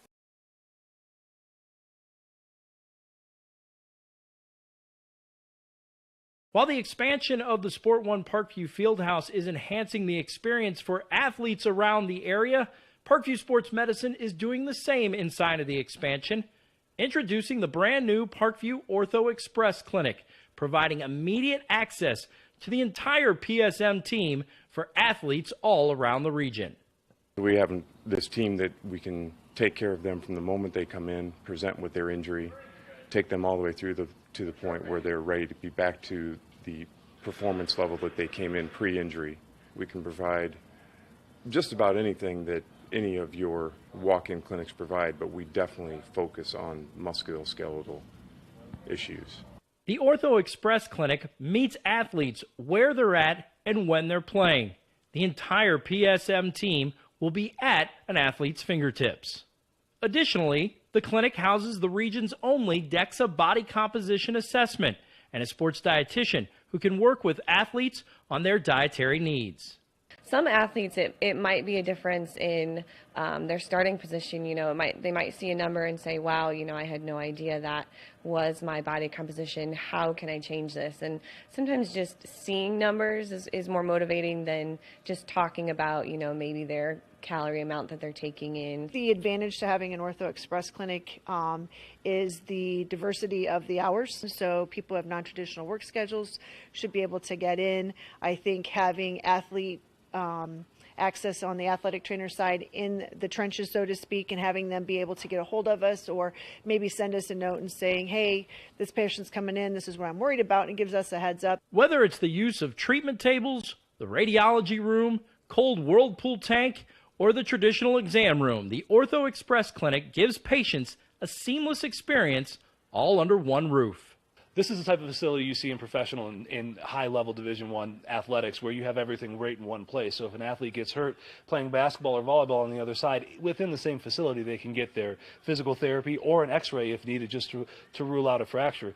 That's stuff you hear about in the NFL, stuff you hear about at high-level colleges where kids just went downstairs and got an X-ray at halftime. We can actually do that in-house now. So it makes us kind of a state-of-the-art, unique facility.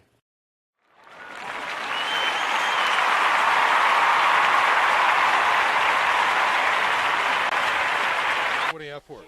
Well, first of all, we've got a much more balanced game than we've seen in the past. Jack McGill, he's doing quite well here with the passing.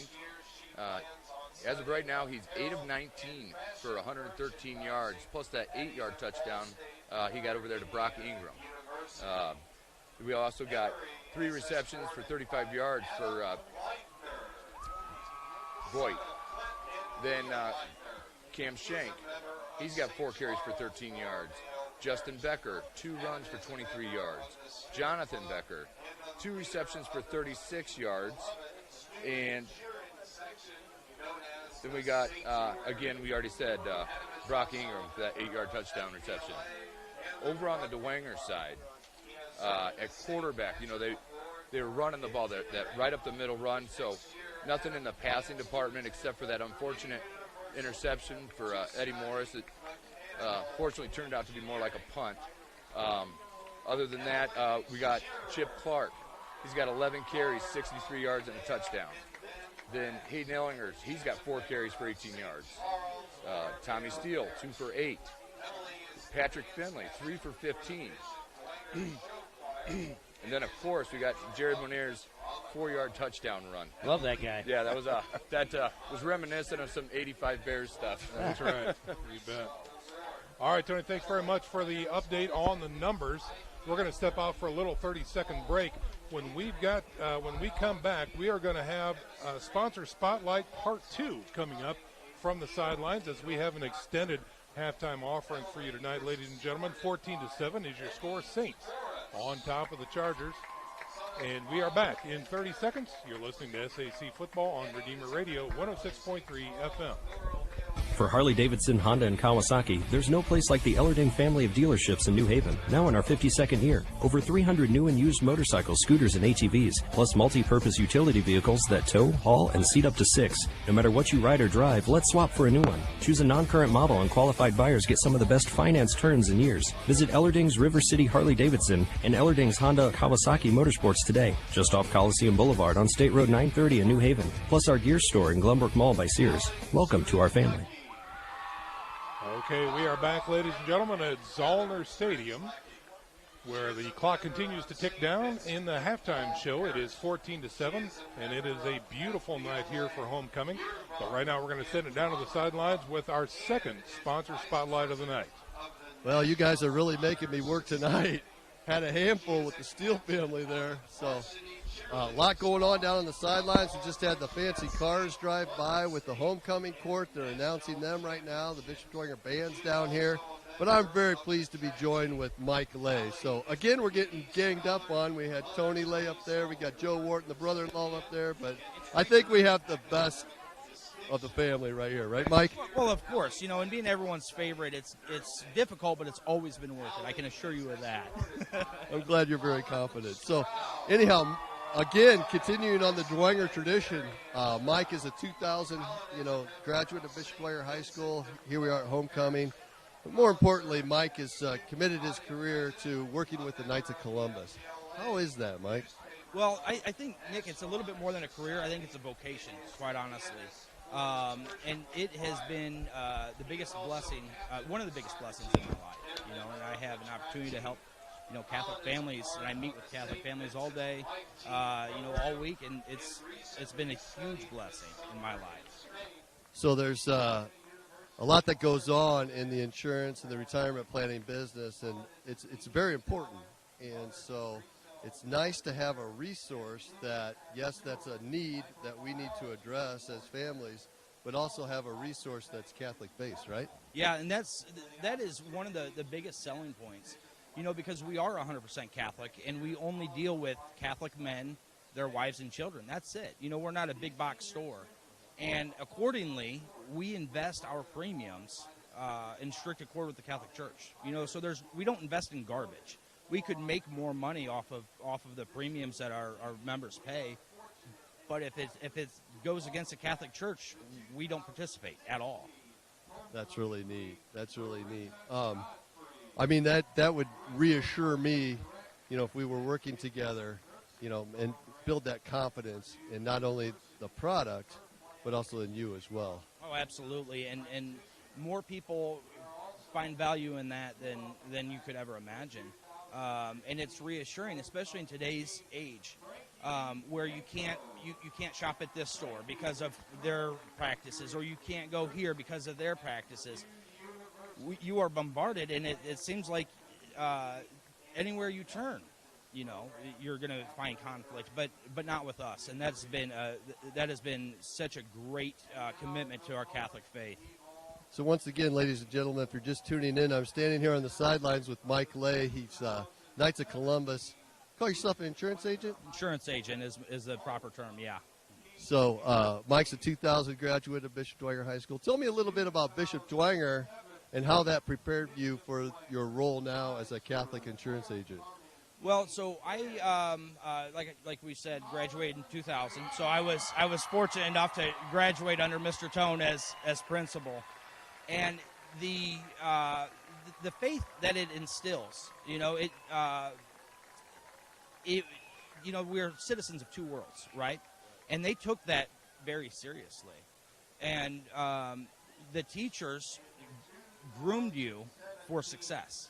You know, your parents laid the foundation, and the teachers and the faculty helped, you know, sand off any rough edges. And it was a huge blessing. And I was you know, very blessed to graduate with Mr. Tone as my principal. Oh, my gosh, yeah. I enjoyed the time that I got to spend with Mr. Tone, Fred, on the sidelines when he was helping us out. And, man, what a great guy. For our kids, for you, for me, you know, when I was there, he was the assistant principal. Man, what a great man. Well, and he wore his faith on his sleeve. And he made no secrets about his Catholic faith. And he had struggles and he had crosses just like everyone else. And he picked them up and he marched on.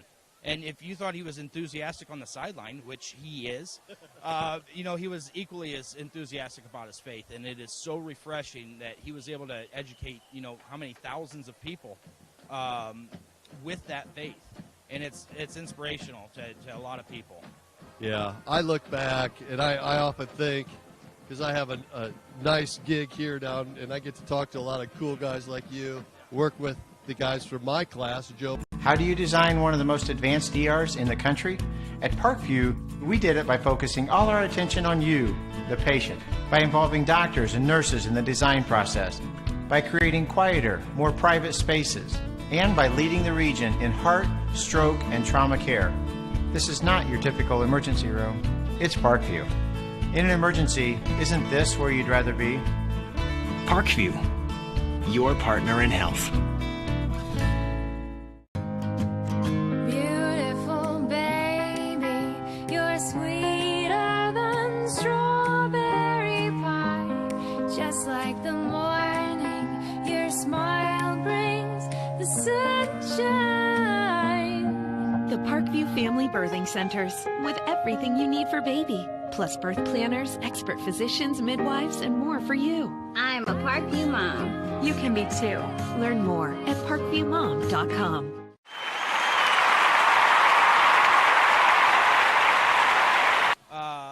Have measured their success in other ways. I measure my success about with the amount of insurance I have in force.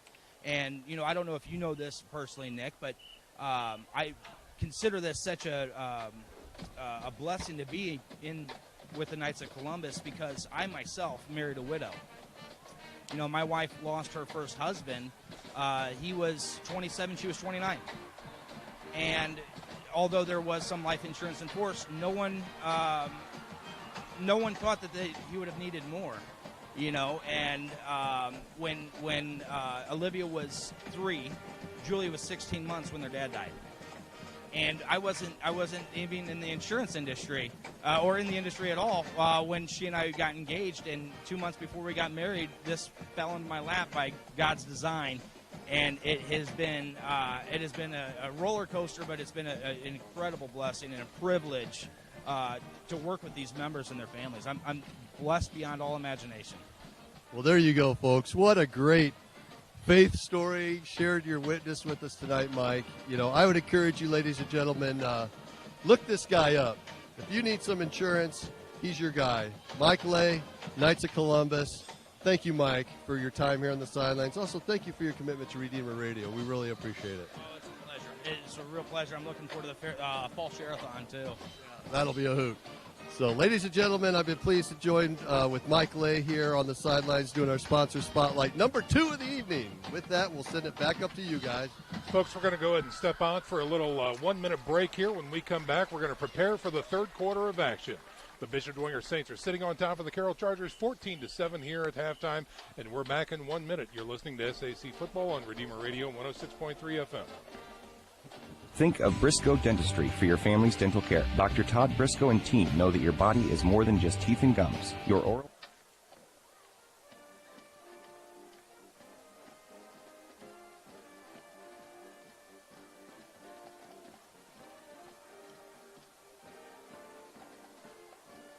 To optimize your body's performance, contact Dr. Briscoe at 260-486-9950 or on the web at briscoedentistry.com. This is David X with Union Savings Bank Mortgage Department. So happy to support Bishop Lures and Bishop Dwenger student athletes who work so hard to be the best they can be. I'm here to support you too as you look for mortgage lending. If you need a home loan, pick up the phone and call me, 418-6191 anytime for low closing costs and great rates. 418-6191. I offer what you want, low closing costs and great rates. Call 418-6191. Member FDIC, Equal Housing Lender. Yeah, we are back to live action right now. It is getting close to the end of the halftime presentation, and we've had a really nice battle tonight here between the Bishop Dwenger Saints, who are at 14, and the Carroll Chargers sitting at 7 right now. We're going to bring up Coach Mark Watts as Mike and our color analyst, Joe Warden, and do a little roundtable here, guys, and talk about what you saw in the first half and then what we could possibly see in the second half. And, Mark, you've got the best seat in the house down there in the sidelines, so we'll start with you. It's fabulous down here. All right, observations. Carroll's saying at halftime, gentlemen, we had all these turnovers. We didn't look very good, and we're only down 7.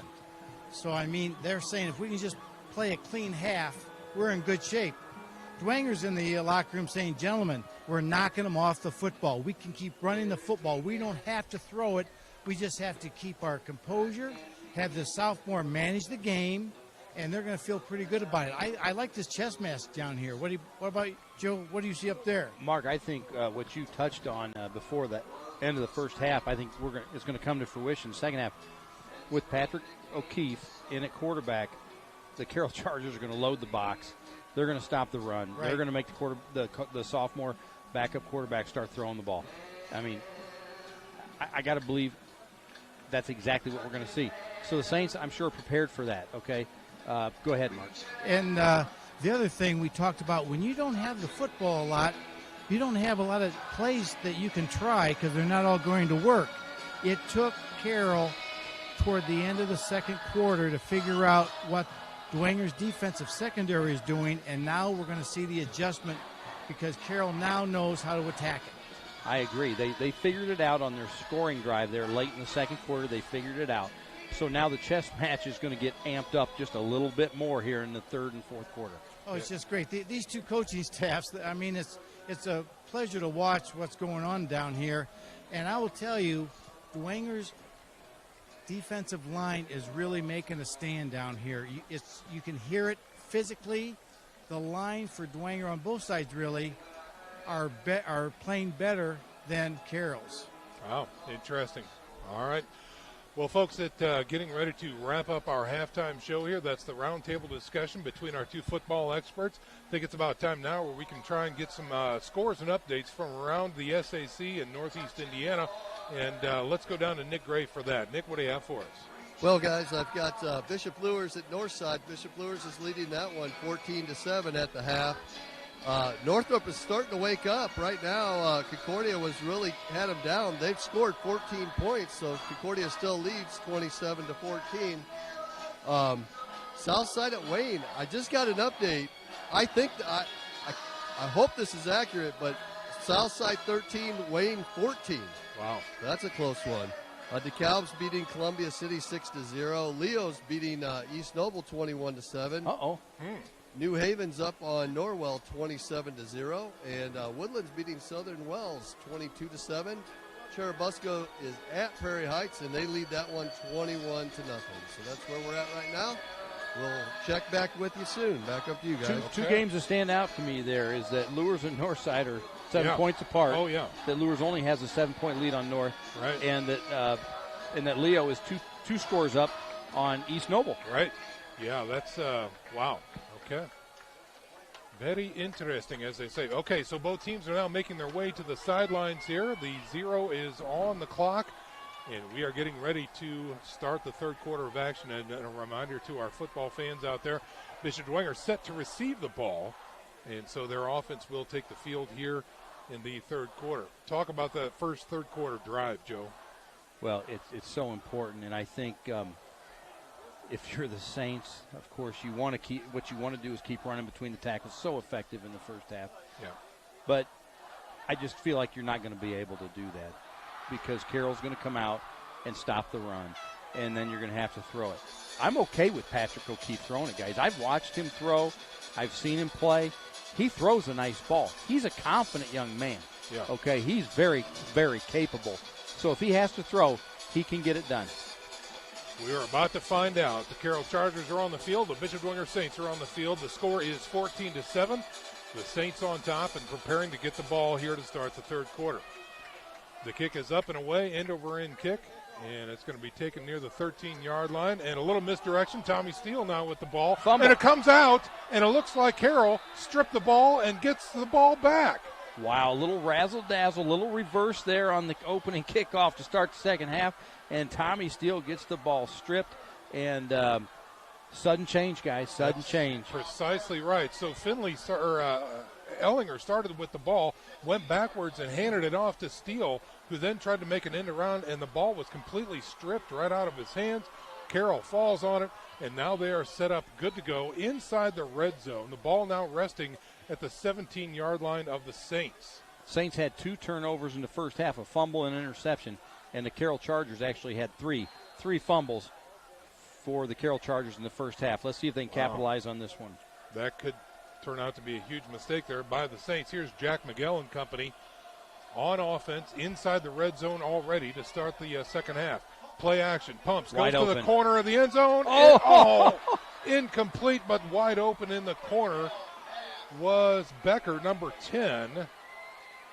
Wide open. My. Wide open, folks. Yeah. And Becker has to make that play.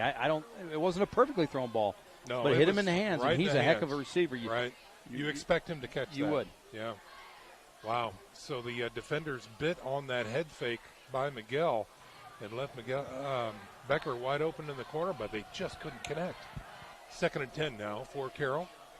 Again, ball resting at the Dwenger 17-yard line. And it's a read option, quarterback keeper, right side, going back to the middle at the 10. Taken down near the 7-yard line is Jack Miguel. Real close to a first down. No, it's going to be third down. So 3rd and short here for the Carroll Chargers in the first half. Carroll only converted on one third-down try, and that was their very first one of the game. So they're 0 for 4 on their last 4 third-down tries. One has to think here, Joe, that this is 4-down territory. Absolutely. Jumbo package in. We won't get there too fast. We're looking at 3rd and 1 here. They put the ball in between the 7 and 8 yard line of the Saints. Saints defense really has to stiffen. They've got a 5-man front showing. Yeah. Double tights, big boys in the backfield for Carroll now. Here's the snap. Give it to the first man through. Big number 33 with a push. I think he's going to have enough for the first down. There's 11 gold helmets on him. Yes, he's going to have enough. And let's see as they unpile what the White Hat says. And it is a 1st and goal now for the Carroll Chargers. Looks like the jumbo package is staying in the game, guys. Yeah. Nobody coming off the field for the Carroll Chargers. Watch the back out. That's lineback on the carry that time, 6 foot 230. Who got that first down for the Carroll Chargers. And again, they'll have 3 across. Miguel under center. Here's a snap. Give it to the tailback around the edge. He gets to the edge. Good pursuit. He will not get to the end zone as Tommy Steele races over there and knocks him out of bounds. Tommy Steele and T.J. Tittman on the stop. I saw the tight end released from the right side here, and I really thought it was going to be a play-action pass. 2nd down coming up. You can see a play-action right here, guys. Yeah, that might be the setup play right there. Jumbo package is leaving the game. So that's going to put the ball at the 4-yard line as the Carroll Chargers come up to the line. Not really much of a huddle that time. And let's see, from the shotgun, Miguel is going to have a single setback with twins to the right on the wide side. Here's a snap, and again a read option. Quarterback into the end zone, touchdown. Carroll off the turnover puts 6 points on the board. Mark, I couldn't tell from down there. It looked like double tight ends for Carroll, and the Saints stayed in a 4-man front. Yes, they did, and Miguel just made a nice read, Joe. It was just that read option, and he picked a nice hole. He picked the only hole that was open, and he got there. All right, so the PAT now coming in for the Carroll Chargers. And again, that's Horton, number 97, with Miguel on the hold. The kick is up, and it looks good from here, and it is. So a costly turnover on the kickoff by the Bishop Dwenger Saints results in 7 points on the board for the Carroll Chargers, and we are knotted up at 14 with 10:33 to go here in the 3rd quarter. Stick around, folks. We're back in 30 seconds. You're listening to SAC Football on Redeemer Radio 106.3 FM. Dear, do you have any cash? I owe Heather for lunch. Oh, and we need to send Jason money for textbooks. Sound familiar? Now there's an easier way to pay with People Pay from First Federal Bank. It uses First Federal's mobile app to quickly and securely text or email cash and e-gift cards. Oh, I still have to get a gift card for Dan's birthday. I think there's an ATM on the way. Stop hunting for ATMs and start using People Pay. Check it out at first-fed.com/peoplepay. Member FDIC. Folks, just a reminder that Hubcap Express is the expert in run-flat tires and plus-size fitment. If you need your rims straightened, Hubcap Express fixes bent rims. For all your tire needs, visit Hubcap Express, located at 606 West Coliseum Boulevard, and online at hubcapexpress.com.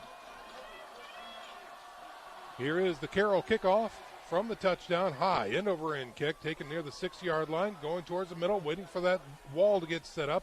Running north of the 20, out close to the 25, is the receiver for Bishop Dwenger. And that looks like Finley on the return that time. Patrick Finley. Here we go. Let's see the chess match begin. And they will mark it right at the 25-yard line of Bishop Dwenger as Patrick O'Keefe, the sophomore quarterback, is running the show for the Saints. Did not get an opportunity to start the 3rd quarter as the kickoff was fumbled.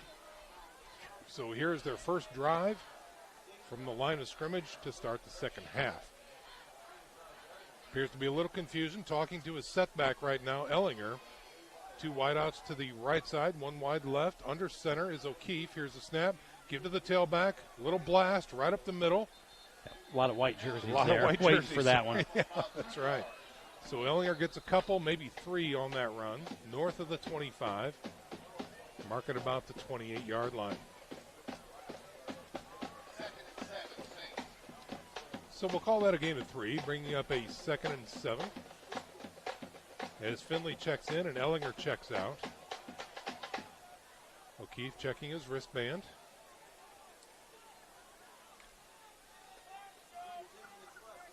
Again, knotted up at 14 here, under 10 minutes to go in the third quarter. Split backs now with O'Keefe in the shotgun, wide out left and right. Here's the snap. Here they come. Option, right side. O'Keefe decides to keep it. He's still on his feet, has a first down, north of the 35 to about the 36. He's got some moxie. He Look at really that. does. That's a sophomore out there. And I've seen him in some game action. You know, of course, I go to all these games of Dwenger when you guys are off doing lures, so I've seen him. He's got some moxie. He's not afraid to run the ball. I like the call by Jason Garrett. Both linebackers, both middle linebackers came on a blitz. They were just thinking they're going to run it up the middle again, and a nice call by Garrett to get it outside. So 1st and 10 for the Saints now, off of the option.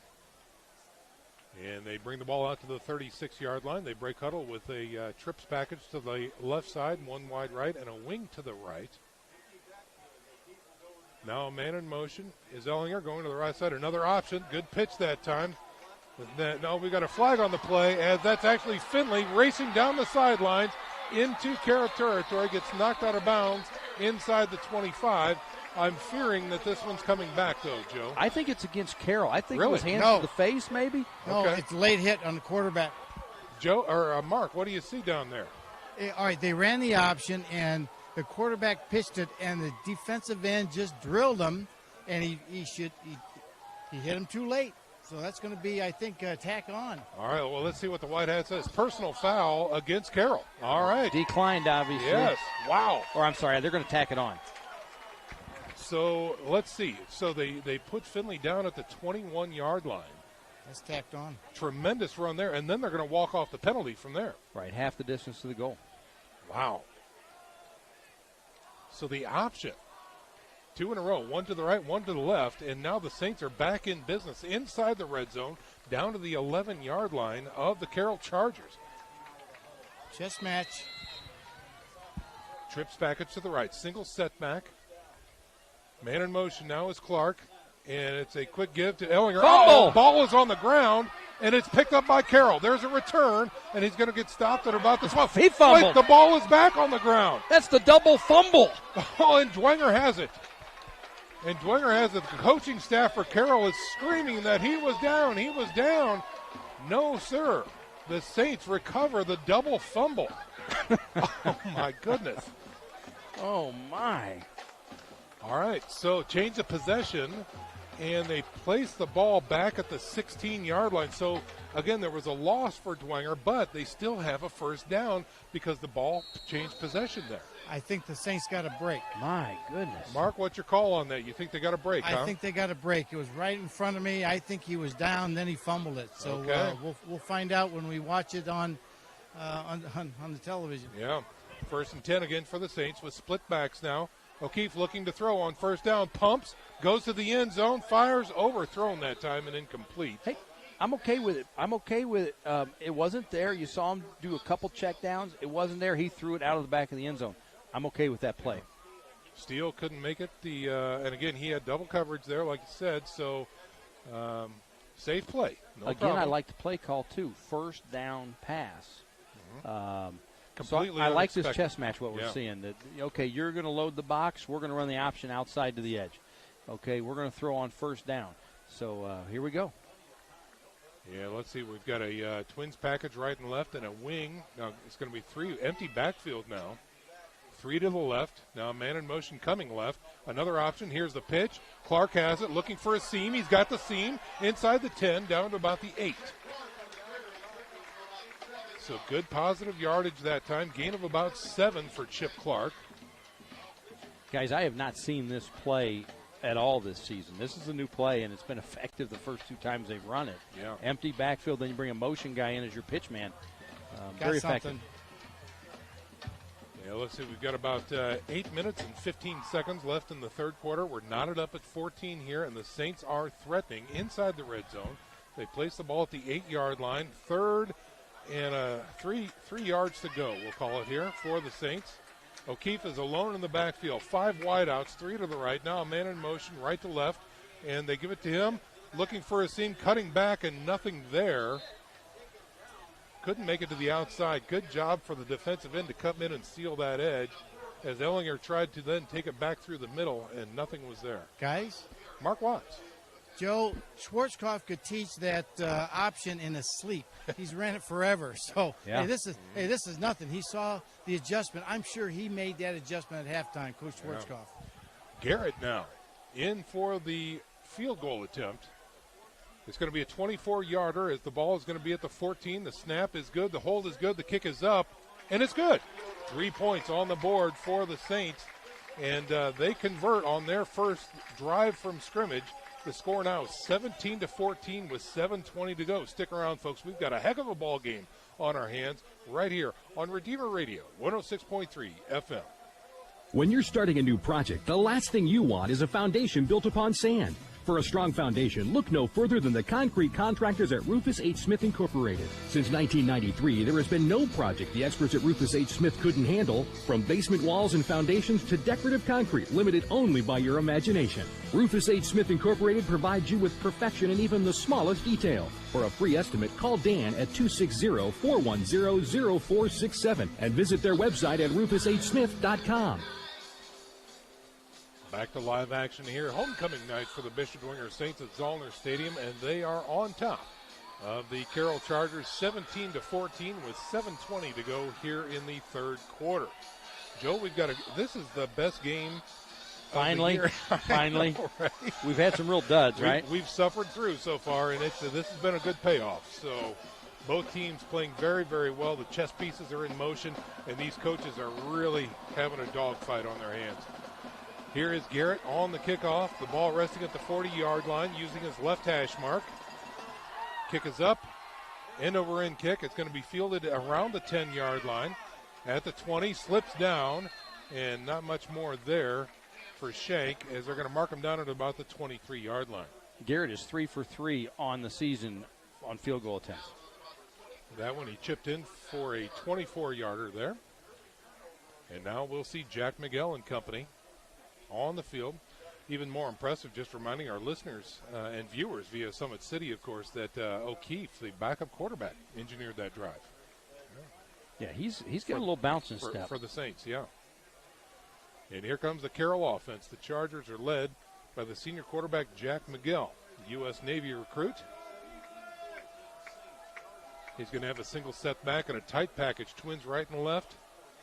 And he's going to look to throw on first down, and it is tipped and incomplete that time as Becker, again, just can't bring it in. That one was off the hands. I think he was looking outside, but the ball was inside. Yeah, a little bit behind him. Yeah. But those two haven't really been on the same page. He's the leading receiver on this team. Justin Becker is number 10. And he and the quarterback, Miguel, just really haven't seemed in sync tonight. Yeah. Trips package to the left now. Single setback, one wide right. Press coverage now coming up for the Saints. And here's a read option. Give to the tailback through the middle. That's Shank, who gets north of the 25 out to the 28-yard line. McGarry on the stop for the Saints. It's going to bring up a 3rd and 6 now for the Carroll Chargers. No huddle offense. Same formation now. Single setback, offset to the left.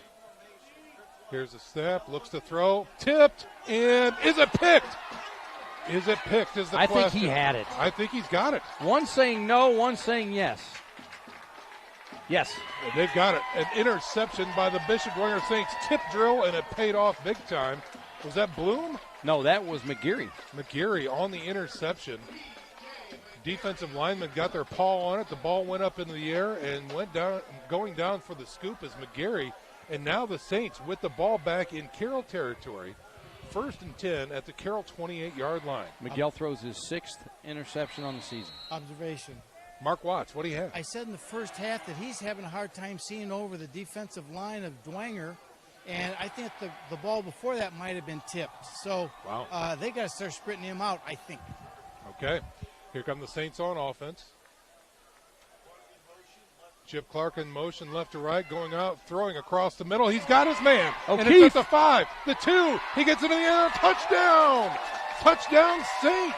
How about that pass by O'Keefe, boys? Wow, That's on the Will money. Nelson, number 89, getting his first start here tonight for Alec Watercutter, and O'Keefe hits him right in stride. A 28-yard throw and catch. O'Keefe to Will, and they connect for 6 points.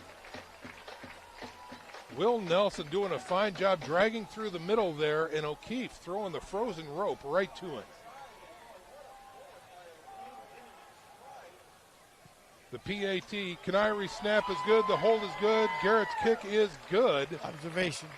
6:38 to go, and the Saints now up 24-14 over the Carroll Chargers. Mark Watts, what do you have? For our listeners, that was a big-time throw. That was not a sophomore throw, gentlemen. Yeah. He put that on the numbers right in stride over the middle between a couple of defenders. That was an impressive throw for a sophomore. Great call. You're absolutely right. Wow. So the Saints on top by 10 with 6:38 to go. We'll go ahead and keep it right here and remind folks that the St. Felix Catholic Center in Huntington, Indiana offers one-day and overnight retreats with over 70 rooms.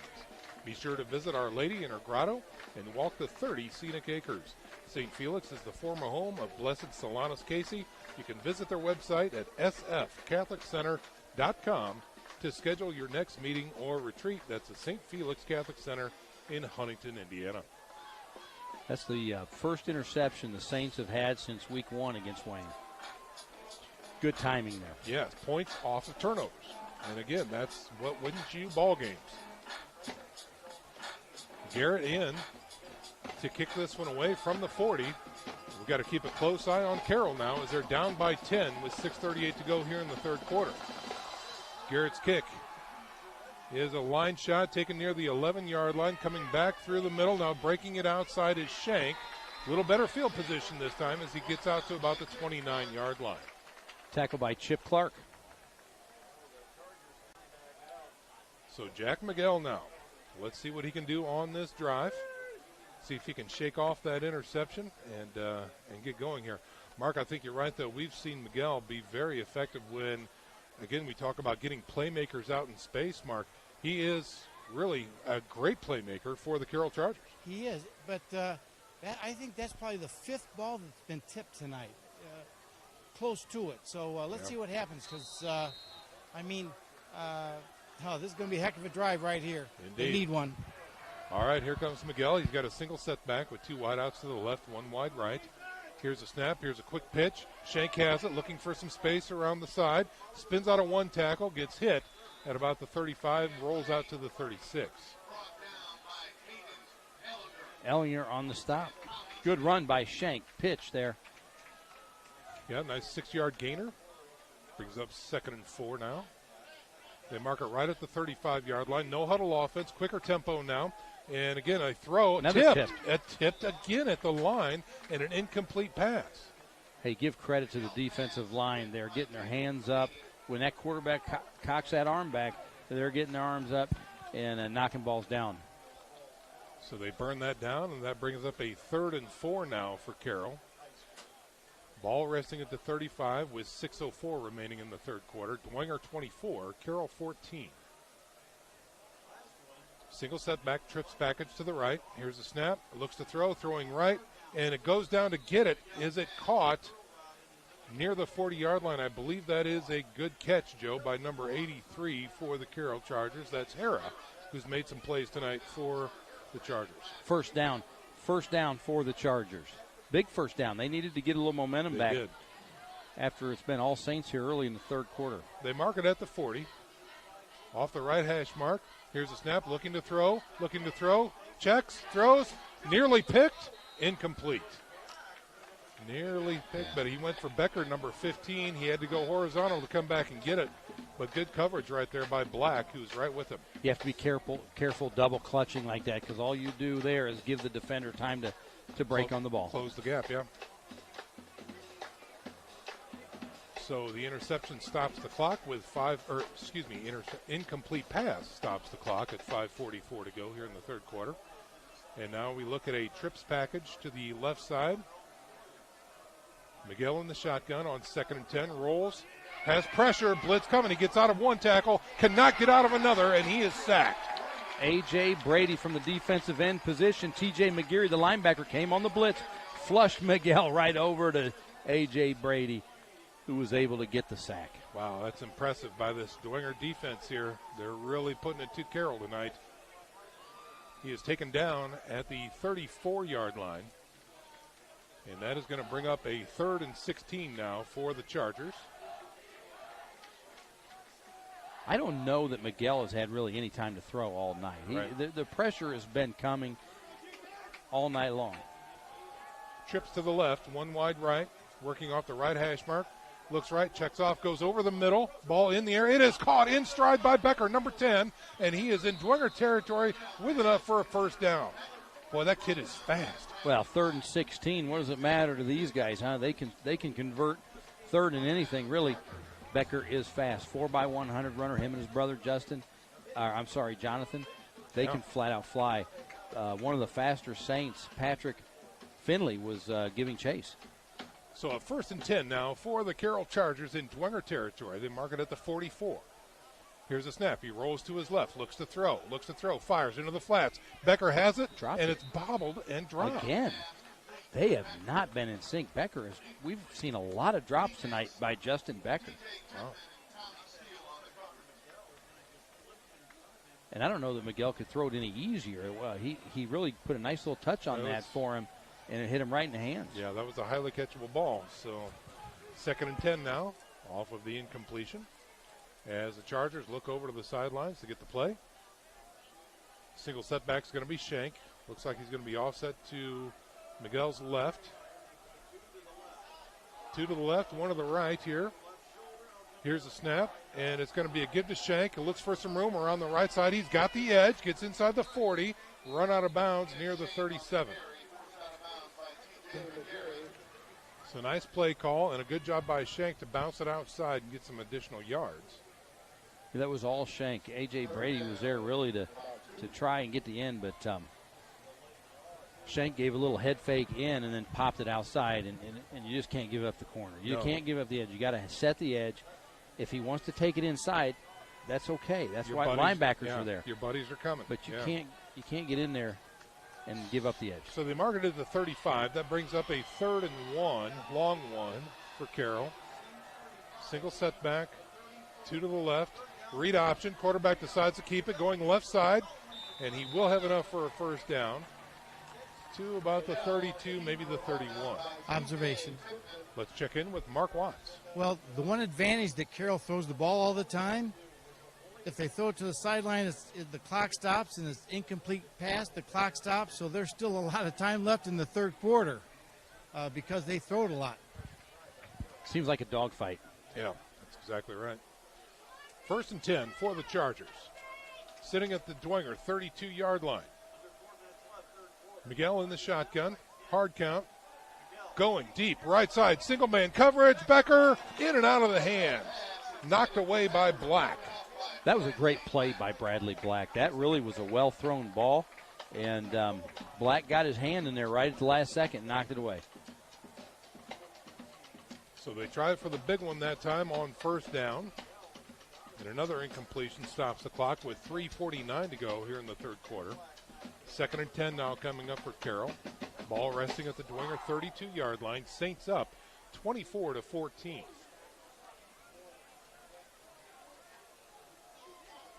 Again, Carroll checking their wrists for the play. They're going to line up with twins to the right side. Single setback and 1 wide left. From the shotgun, they roll, fake the pitch, throws. He gets hit as he throws. Becker has it. He's got yards after the catch. And he gets inside. He goes to the end zone. Touchdown. He outran coverage and gets into the end zone, a 32-yard score. Wow, he's really fast. He made our DBs look like they were standing still. Oh, my gosh. Our safety came up and just saw a white flash go by him. Wow. One thing on that one. Yeah, Mark. He's got a 5th or 6th gear. Oh, yeah. My goodness sakes, I'm watching this thing, all of a sudden just poof, he's in the end zone. You know, wow. Mark, another receiver would have tiptoed out of bounds with that ball and been happy with the catch. Exactly. But not Becker. Yeah. Wow. Impressive. The PAT is up and good. That was Justin Becker, right? Number 10. Yeah, number 10. Yep. He's Justin caught that Becker. one. He caught that one for sure. 24-21 is your score with 3:40 to go here in the third quarter. What a game we have on our hands. We're going to step out for a 30-second break. You're listening to SAC Football on Redeemer Radio, 106.3 FM. Save money, save energy, and make your home more comfortable. Just call Momper Insulation to re-insulate your existing home.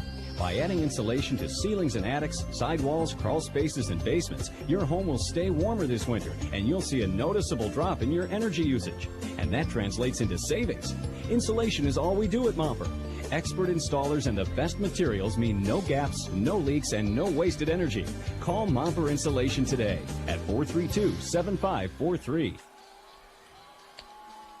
We are back to live action here at Zollner Stadium, where the Bishop Dwenger Saints are enjoying a tentative lead right now over the Carroll Chargers, 24-21, with 3:40 remaining here in the third quarter. Off of Carroll's touchdown, here comes their kickoff from the 40. It is in the air. Going back deep is Steele. He's at the 20, the 25, the 30, and finally dragged down, taking tacklers with him near the 35-yard line. Here we go. Boy, oh boy. Patrick O'Keefe will be the quarterback for the Saints. He is a backup quarterback as Eddie Morris was taken out near the halftime break and wound up in a sling. We don't know the extent of those injuries, but his pads are off and he's relaxing the rest of the game. So the sophomore quarterback gets the call tonight.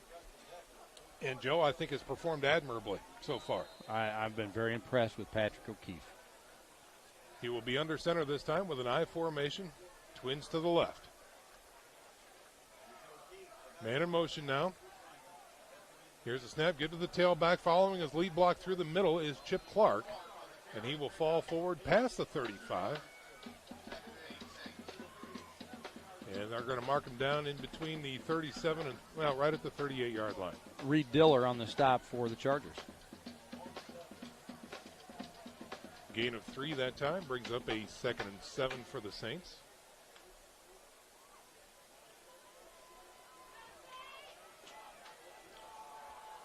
Split backs this time, 2 wideouts to the right. From the shotgun, here's O'Keefe. Here's a snap. Gives it to the first man through. He breaks it to the outside. He's got room. That's Chip Clark at the 50, the 45, the 40. Goes to the outside. He's off to the races looking for blocks inside the territory of the 20-yard line and finally taken out of bounds near the 18-yard line. That was the best run I've seen Chip Clark have all year. He had a little bounce in his step as well. These Saints are really performing here tonight on offense. We didn't see this bounce a week ago. We did not. So inside the red zone now, quickly, are the Bishop Dwenger Saints off of a beautiful Chip Clark run. And they're going to have a 1st and 10 at the Carroll 18-yard line. It's like these heavyweights are throwing haymakers at each other this contest. It's just been a battle. This has been a great game. Split backs again for the Saints. Wideouts to the left side, working off the right hash mark are the Saints. Here's a snap. Option. Chip, and he's got it to Ellinger. Puts his shoulder into it. That's going to be a tackle for loss. Good coverage by the Carroll defense. I'll tell you what the play calling did for the Saints on that last series when they went down the field with their option and O'Keefe hitting that pass over the middle. What it's done now is it's caused the Chargers to back off. They're not bringing the backers right now. They're just playing defense. So I think Patrick O'Keefe has even earned a little respect from the Chargers defense. Right. Loss of 2 that play. They move it out to the 20-yard line, bringing up a 2nd and 12 for the Saints with 1:40 to go here in the third quarter. Trips package, now man in motion to the right side. They flow. Here's another pitch. That's Chip Clark looking for some room. Gets a block inside the 20, and they're going to drop him near the 14-yard line. Remember now, you're in field goal range with Michael Garrett. He's 3 for 3 on the season, a very good field goal kicker. So that is an option for you. That's exactly where he hit the last one, was from the 24-yarder. Right. So, but let's see what they do here on 3rd and 6 coming up for the Saints. It's a 6-yard gain that time by Chip Clark. And coming up on a minute to go here in the third quarter. Clark will be offset to the right with 2 to the right as well for the Saints. 2 wideouts. From the shotgun, here's O'Keefe flowing to the right. Here's a reverse option, and Tommy Steele's got it on the left side. The 10, the 5, flag. and he trickles in close to the end zone. There is a flag near the 5-yard line. That's coming back. And let's see, is this one coming back, Mark? What'd you see down there? Yes, I believe it's going to come back. I think there was a down lineman that might have clipped downfield. So that's coming back. Look at number 10 down there, Mark, Patrick O'Keefe. He's clapping, high-fiving his teammates, telling him it's okay. We're going to still score. I mean, I like that. You have to lead. You need a field general. Look at him. Right. He is, Joe. That's a great observation. And you don't have to be a junior or a senior to do that. You can be anybody. And he's right now as a sophomore. He's saying, hey, I'm quarterback right now, boys. Here we go. Here we go. That was actually a personal foul that they called there. So that move, and the spot of the foul was the 5-yard line. So they move it back to the 20-yard line. And that's, again, going to bring up a 3rd and long 12 now for the Bishop Dwenger Saints. So costly red zone mistake that time by the Saints, but their Daubers aren't down. Let's see what they do here on 3rd and long. O'Keefe in the shotgun. One man offset to the right. Low snap. He's looking to throw on 3rd. He's going to the end zone, going deep. He's got Black. Touchdown. Are you kidding me? They wave it off. Oh, my. They wave it off. Oh, my. Mark, you were right there. Oh, my, guys. I am impartial, but that looked like it was a good catch. It was a beautiful catch. It looked like his foot came down inbounds first, and his second foot came down out of bounds. But I thought he had the inbounds foot down first. He did. And he landed. The ball landed on the end line, but it didn't matter. His foot was down. I believe so. And, by the way, on that last call, it was that blindside block. Okay. That's what it was. I asked the official, so at least we know what it was. Gotcha. All right, so Garrett is in for the field goal attempt. Boy, a quick snap, and it gets blocked. The ball is on the ground. He wasn't even ready for the ball. Nobody was ready. He had just finished taking his steps. He hadn't even looked up, and they snapped the ball. Oh, my heavens, a huge mistake that time for special teams for the Saints as the opportunity is snuffed out, and Carroll dodges a Saints bullet that time. Oh, my goodness. Hey, let's look at the positives, okay? The positives, if you're a Bishop Dwenger fan, are Patrick O'Keefe is very capable. Yes. He's very capable, and his offense seems to be rallying around him. So that's a good sign for the Saints. So the Carroll Chargers take over 1st and 10 at their own 21-yard line with 16 seconds remaining here in the 3rd quarter after the botched field goal attempt by the Saints. Miguel in the shotgun. Defense trying to get set here. Man in motion is Becker. He's got the ball end around on the little jet sweep, still trying to find some room. Now changes field and gets hammered. That's going to be a tackle for loss near the 18-yard line. And that's going to do it for our 3rd quarter action, ladies and gentlemen. 24-21 is your score. The Saints clinging to a 3-point lead. And we're going to step out for a 1-minute break. Stick around, folks. 4th quarter coming up right here on Redeemer Radio, 106.3 FM. Looking for an orthopedic specialist? Ortho Northeast has been serving the community for 50 years with offices in 3 convenient locations. Dr. John Pritchard is a board-certified orthopedic surgeon with 24 years of experience with O&E and can assist you with the best treatment plan for your knee or shoulder pain. Dr. John Pritchard is looking forward to meeting you and helping with all your orthopedic needs. Call Dr. Pritchard at 260-484-8551 or online at ortho1.com. Programming on Redeemer Radio is underwritten in part by Bob Busher Homes. Floor plan customization is what they specialize in. Find floor plans, building sites, and read Bob's story on the web at bobbusherhomes.com. Bob Busher Homes is locally owned with offices in Fort Wayne and Angola. For more information about new home building or remodeling, Bob Busher Homes can be reached at 260-490-3355. Football fans, just a reminder that our media partner Summit City Sports will be covering tomorrow night's game from Lucas Oil as the Homestead Spartans take on the Snyder Panthers. You can go to the YouTube channel and watch this live at Summit City Sports, or go to the website SummitCitySports.com to catch tomorrow night's action. Right here, there's 12 minutes to go, and we've got a barn burner on our hands from Zollner Stadium. The Bishop Dwenger Saints 24, the Carroll Chargers 21. Carroll, Now, to start the fourth quarter, facing a 2nd and 12. Here's the snap. Miguel looks to throw to the flats, over the middle. He's got his man. It's enough for a first down near the 40-yard line, and that will be it. No yards after that catch. Number 83, Nathan Hara, with a nice reception right over the middle.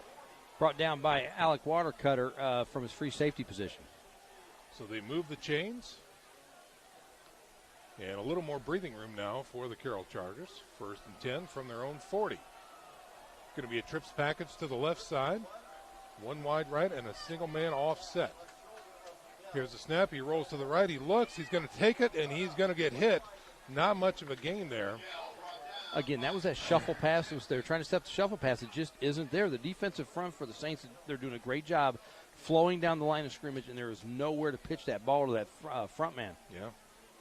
So it looks like a gain of inches that way, just north of the 40 now for Carroll, as the clock continues to tick down here in the fourth quarter. 2nd and 9.5. Single set back behind the quarterback now. Twins right and left as Miguel looks to throw on 2nd and long.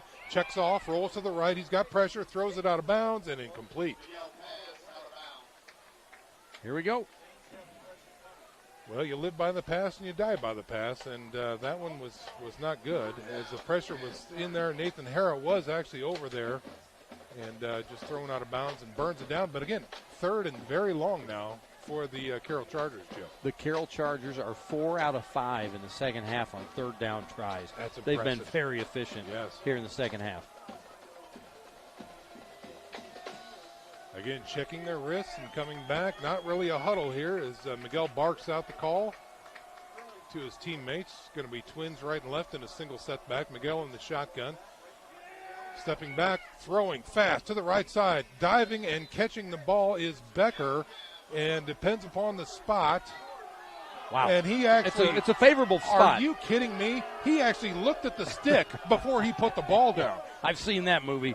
He looked at the stick before he put the ball down. First down. Now they've got a first down on their hands. Wow. That is really something. The official looked at the stick and then put the ball down. And it was right in front of us. I mean, right in front of us. Right at the 50-yard line. That's 5 out of 6 on 3rd down conversions in the second half for the Chargers. Not taking anything away from the Carroll Chargers. That was a great throw and catch. But here they are again on first down. Quarterback decides to keep it this time. And nothing there as the interior is stuffed. And that's going to be a tackle for loss. A small one there. And it's going to bring up 2nd and 11 for the Carroll Chargers. The fullback, Hayden Ellinger, getting some snaps here at defensive end. He does a great job from the defensive end position. 10 minutes and 5 seconds to go here in the fourth quarter. Carroll driving, facing a 2nd and 11 now. Single setback, offset to his left. He rolls to his left. Miguel looks to throw, checks off. Oh, big staff. He is stuffed. Backside pressure gets to him. Back at the 41-yard line. Another sack right there, and that was Alex Kolkman, linebacker Alex Kolkman, for another Saints sack. That's huge. That is. Now they are playing well behind the sticks now. 3rd and 19 coming up. So an 8-yard sack by Kolkman for the Saints. And the ball resting now at the Carroll 41-yard line. If anybody can make it up, it's these Carroll Chargers. They can hit the big play. Trips package to the right. One wide left and a single setback. Miguel from the shotgun. Here's a snap. Look to the right. Oh, from the backfield. It's a quick throw. Hit and another tackle for loss. A.J. Brady. The Saints said nothing doing. They sniffed that one out right away as it was just a little flare out of the backfield. And the Shank could not make it around the corner. You know, Shank is not a burner. No. Okay, he is not a speed guy. He's a power running back.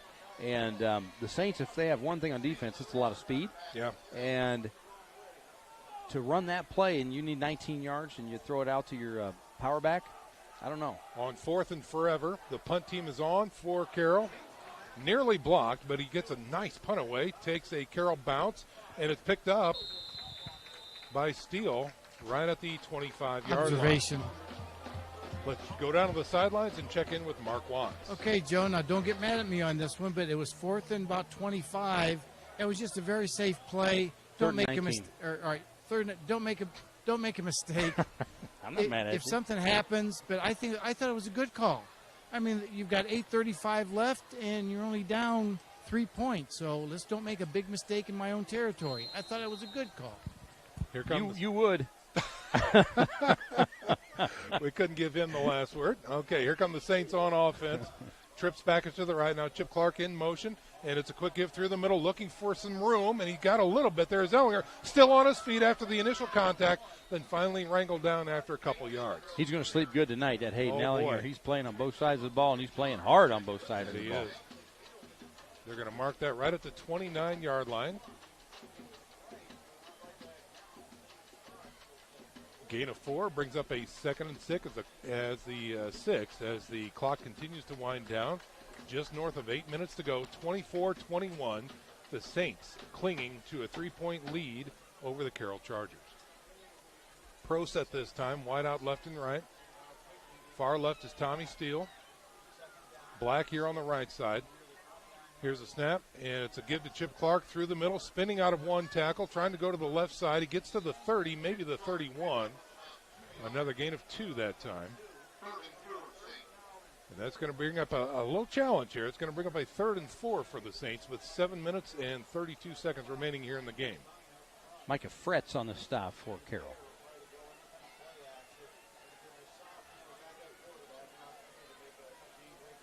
Again, Patrick O'Keefe here in the second half, the sophomore quarterback, doing a fine job managing this Saints offense, making plays when he needs to. And this is a critical down here. 3rd and 4 coming up. Twins right and left, single setback. O'Keefe in the shotgun. Here's a snap. Looks to throw. Throws right into double coverage and overthrown. He was looking for Steele, who didn't even turn around to look for the ball yet. And so a little fast that time on the delivery. And the Saints' drive is going to stall. Okay, the defense for Bishop Dwenger has to try to get another stop here. Only a 3-point lead for the Saints. They didn't get much of a breather that time. That was a 3 and out by the Saints. Garrett kicking this one from about his 19-yard. Oh, it's okay, good snap that time. Sorry about that. Good kick and fair caught at the 40-yard line by Carroll. By Blake Ely. So short field coming up for the Carroll Chargers. Folks, just a reminder that H&L Electric is a proud sponsor of Redeemer Radio Sports. They are your full-service electrical contractor from commercial, industrial, and residential. H&L Electric can handle the smallest to the largest of projects for your business or your residence. Call Pete Henry at H&L Electric for all your electrical contracting needs.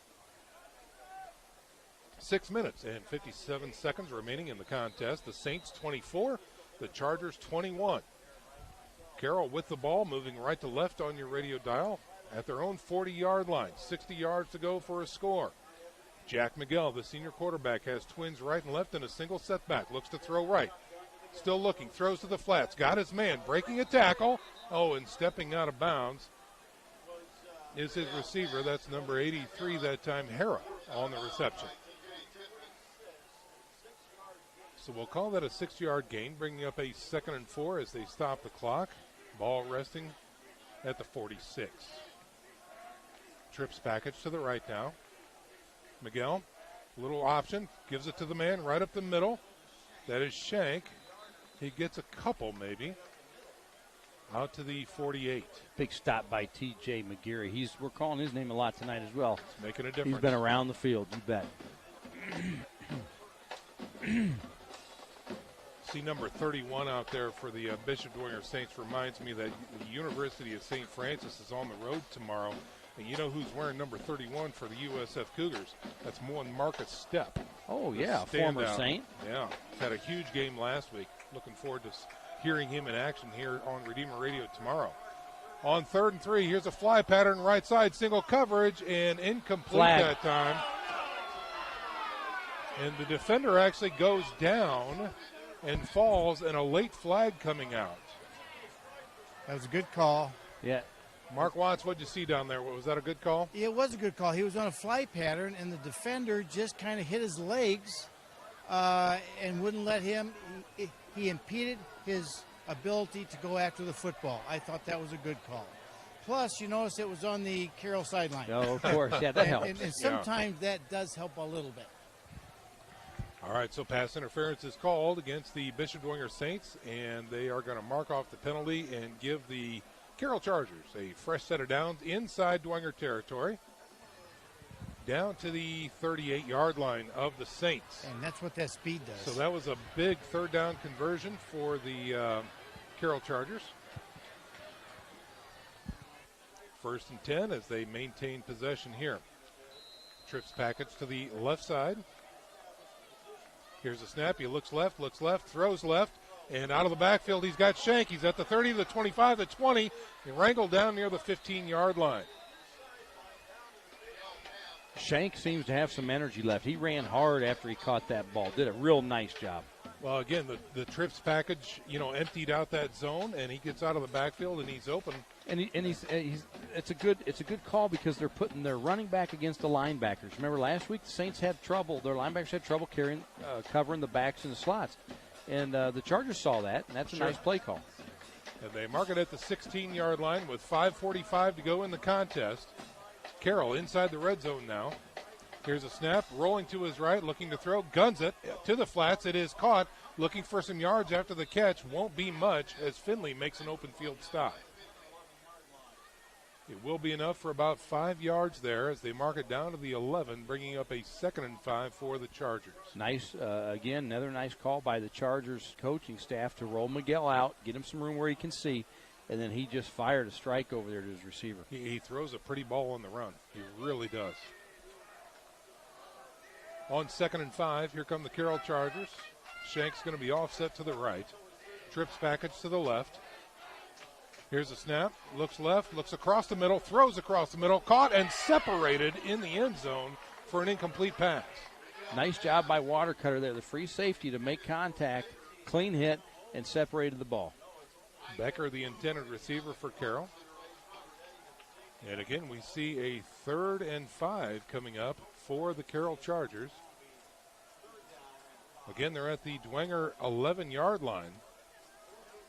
And I don't know too much about their kicking game, Joe. When I looked at their stats, they didn't have any stats for field goals. Okay. So I don't know anything either. Sean? Mark, yeah, go ahead. Against Lures, remember, they struggled. And we were shocked at how they struggled against Lures with the kicking game. Yeah. That seems ages ago now, Mark, doesn't it? Wow. Here it is on 3rd and 5. Here's a throw to the flats. This Shank, again, out of the backfield. It's caught near the 3-yard line, and that will be enough for a Carroll first down.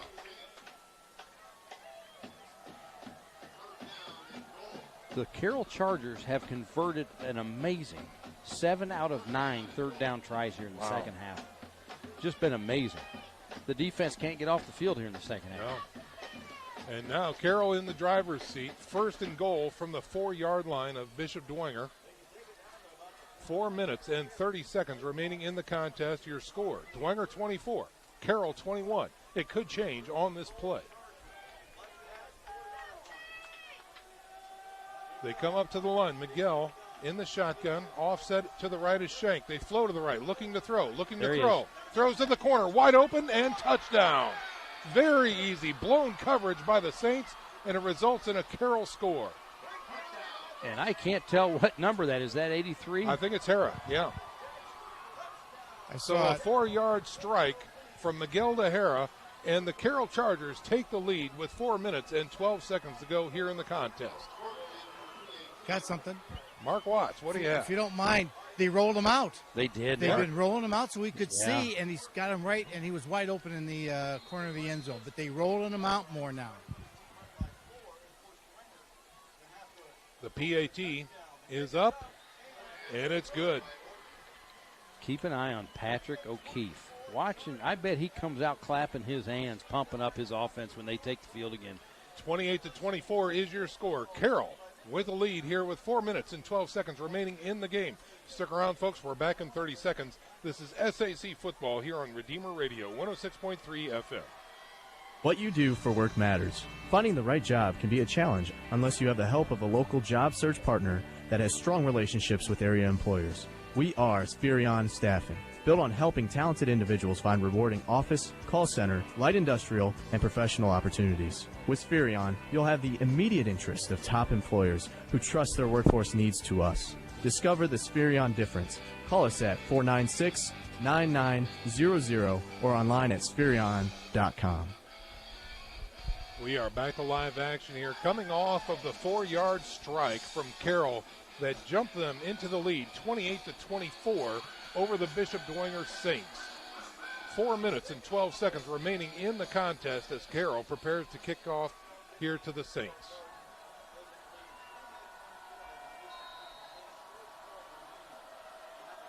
Number 97, Horton, from the 40, kicks this one away. High end over end kick, line drive, driving the defender back to the goal line. It has taken the 10, the 15, the 20, the 25, the 30. Steele nearly breaking free, but finally taken down just shy of the 30. Here we go. Boy, oh boy. They will mark the Saints at the 27-yard line. And Patrick O'Keefe, number 10, the reserve quarterback, has the offense on his shoulders here with 4 minutes and 5 seconds remaining in the contest, down by 4 against this resilient Carroll Charger team. Again, Joe, the Carroll Chargers down by 10 in the third quarter, and they have bounced back.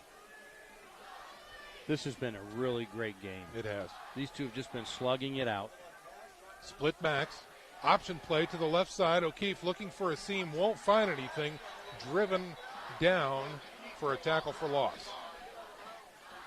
I think that was a good decision by O'Keefe. The pitch wasn't there. There was nothing there. Just put your head down and go as far forward as you can and minimize the loss. Yep. It's 1 yard loss, 2nd and 11. Ellinger now checking in for the Saints. Coming out is Finley. But he stayed in bounds. Clock continues to wind down. He did not get out of bounds there. 3 minutes and 25 seconds remaining here in the contest as the Saints finally break huddle, come up to the line with about 6 seconds to go on the play clock. Here's a snap. They roll to the right. He's looking to throw, looking across the middle, going deep, airs it out. A lot of air under that one, and nearly picked, but incomplete. Going for Black. Also there was Watercutter, who comes up gimpy. Watercutter can hardly run. They're going to have to get somebody in for him. Yeah. He might be cramping up. He's been out there a lot. He has. The incomplete pass stops the clock at 3:11 and brings up a 3rd and 11 now for the Saints. You notice there they rolled O'Keefe out as well, so he could see. He's not a huge guy. O'Keefe comes in at 5'11", 170. Will Nelson checking in for the Saints. On 3rd and 11. That Saint offensive line still running up to the ball here this late in the game. Offset back to his left. O'Keefe in the shotgun. Play action. Looking to throw. Throws. And it's going to be incomplete. Threw well behind the receiver that time. And that is going to bring up a 4th and 11 for the Saints.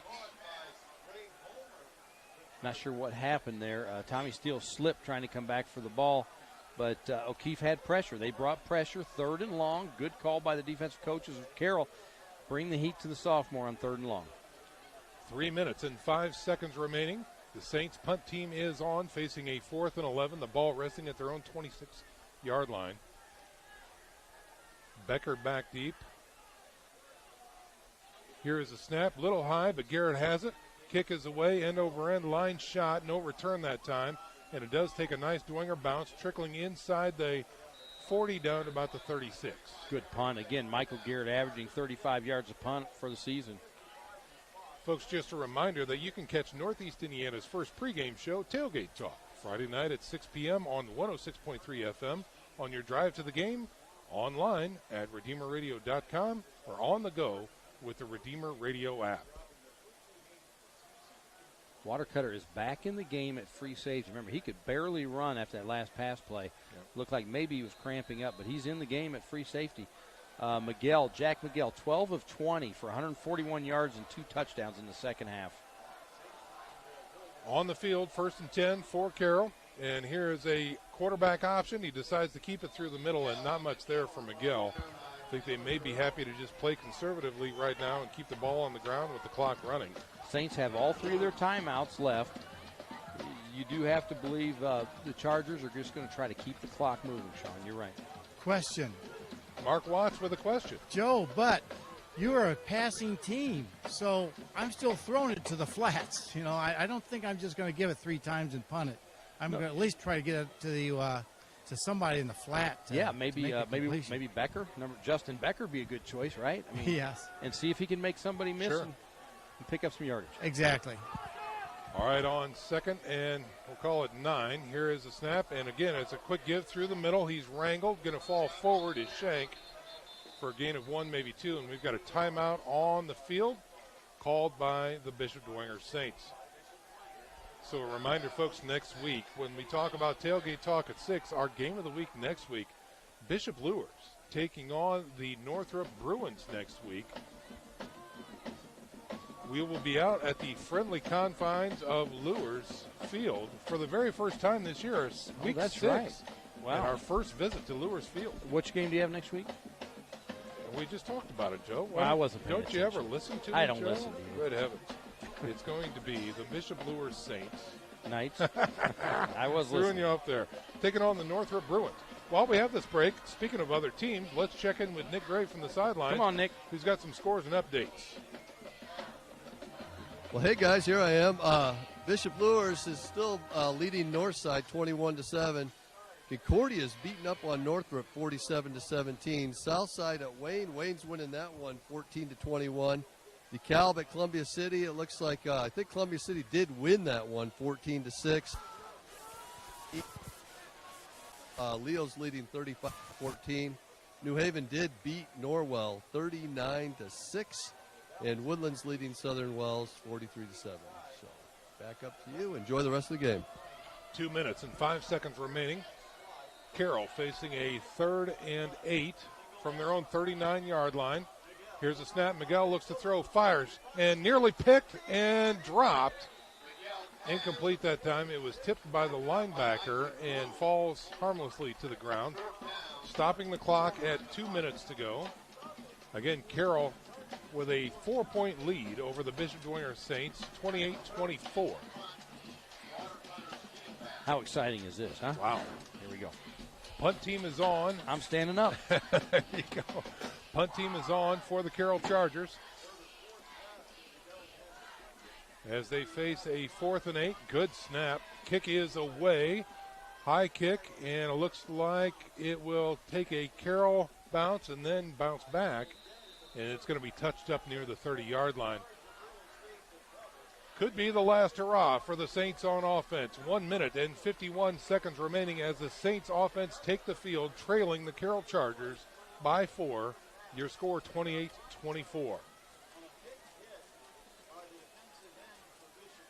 What do you do here, Sean? You score. You have time. You have 2 timeouts. Yeah. Almost 2 minutes. You have to go 70 yards, right? You need a touchdown. Yeah, you're going to have to put the ball in the air at some point. I firmly believe that. Let's see what they do here. O'Keefe, the sophomore quarterback. Twins right and left. Looks to throw on first down. Quick hitter to the sidelines on the opposite side. Getting out of bounds is Black near the sticks. Comment. And let's see what we've got here. Did he get the first down? That's the question. They spot it right at the 40-yard line. It should be a first down, and it is.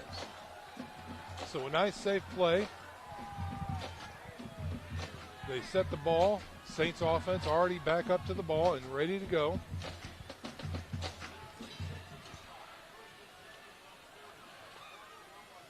Twins right and left. Here's the snap.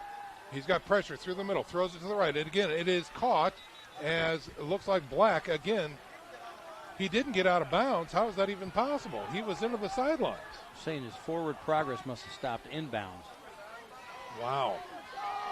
How about a double move now, Sean? I mean, Right. You've done a couple little out routes. How about the out and up maybe? See if you can catch him? Yeah. So they place the ball at the 46-yard line. 2nd and 4 for the Saints. O'Keefe is signaling a spike, but he doesn't go for it. The double move. There it is. They're going deep. He airs it out. He's got single coverage and incomplete as Black was looking for a foul and no flag on the play. That was the double move. You called it, Joe, and unfortunately for the Saints, it was not good. An incompletion brings up a 3rd and 4 for the Saints with 1:10 remaining. Ball resting at their own 46-yard line. The Saints have not converted a third down conversion in the second half. 54 yards to go for the Saints. Critical third down. Here's a quick throw to the sidelines. It is caught, and Black gets out of bounds this time with a first down in Carroll territory. Tell you what, I'm going to tell you, I'm impressed with O'Keefe. Just some poise here on his 2-minute drill. This is a big ball game for them. Homecoming night, and he is at least moving the chains at this point on this final drive. 1 minute and 6 seconds remaining. 1st and 10 for the Saints from the Carroll 47. Another quick throw, and gets to Black and trickles out of bounds near the 41-yard line of Carroll. Observation. Carroll brought the blitz there. They're going to try to start getting to the sophomore. Mark Watts, quickly, what do you have? What I like this, it's just easy throws. They're getting him down the field. He's going to have to take a shot pretty soon, though. On second down, here's the snap. He looks to throw, looks right, checks off. He's going to have to run it. He tucks it, run to the far sidelines, and he's going to have to get out of bounds. He's got a block, gets a good yardage, and takes a shot out of bounds. And there's finally a late flag. A late flag. He is out of bounds, clearly on his way out, and takes a shot. And finally, it took the white hat to make a call. From halfway across the field. Right. There was a referee standing right in front of him and didn't throw it.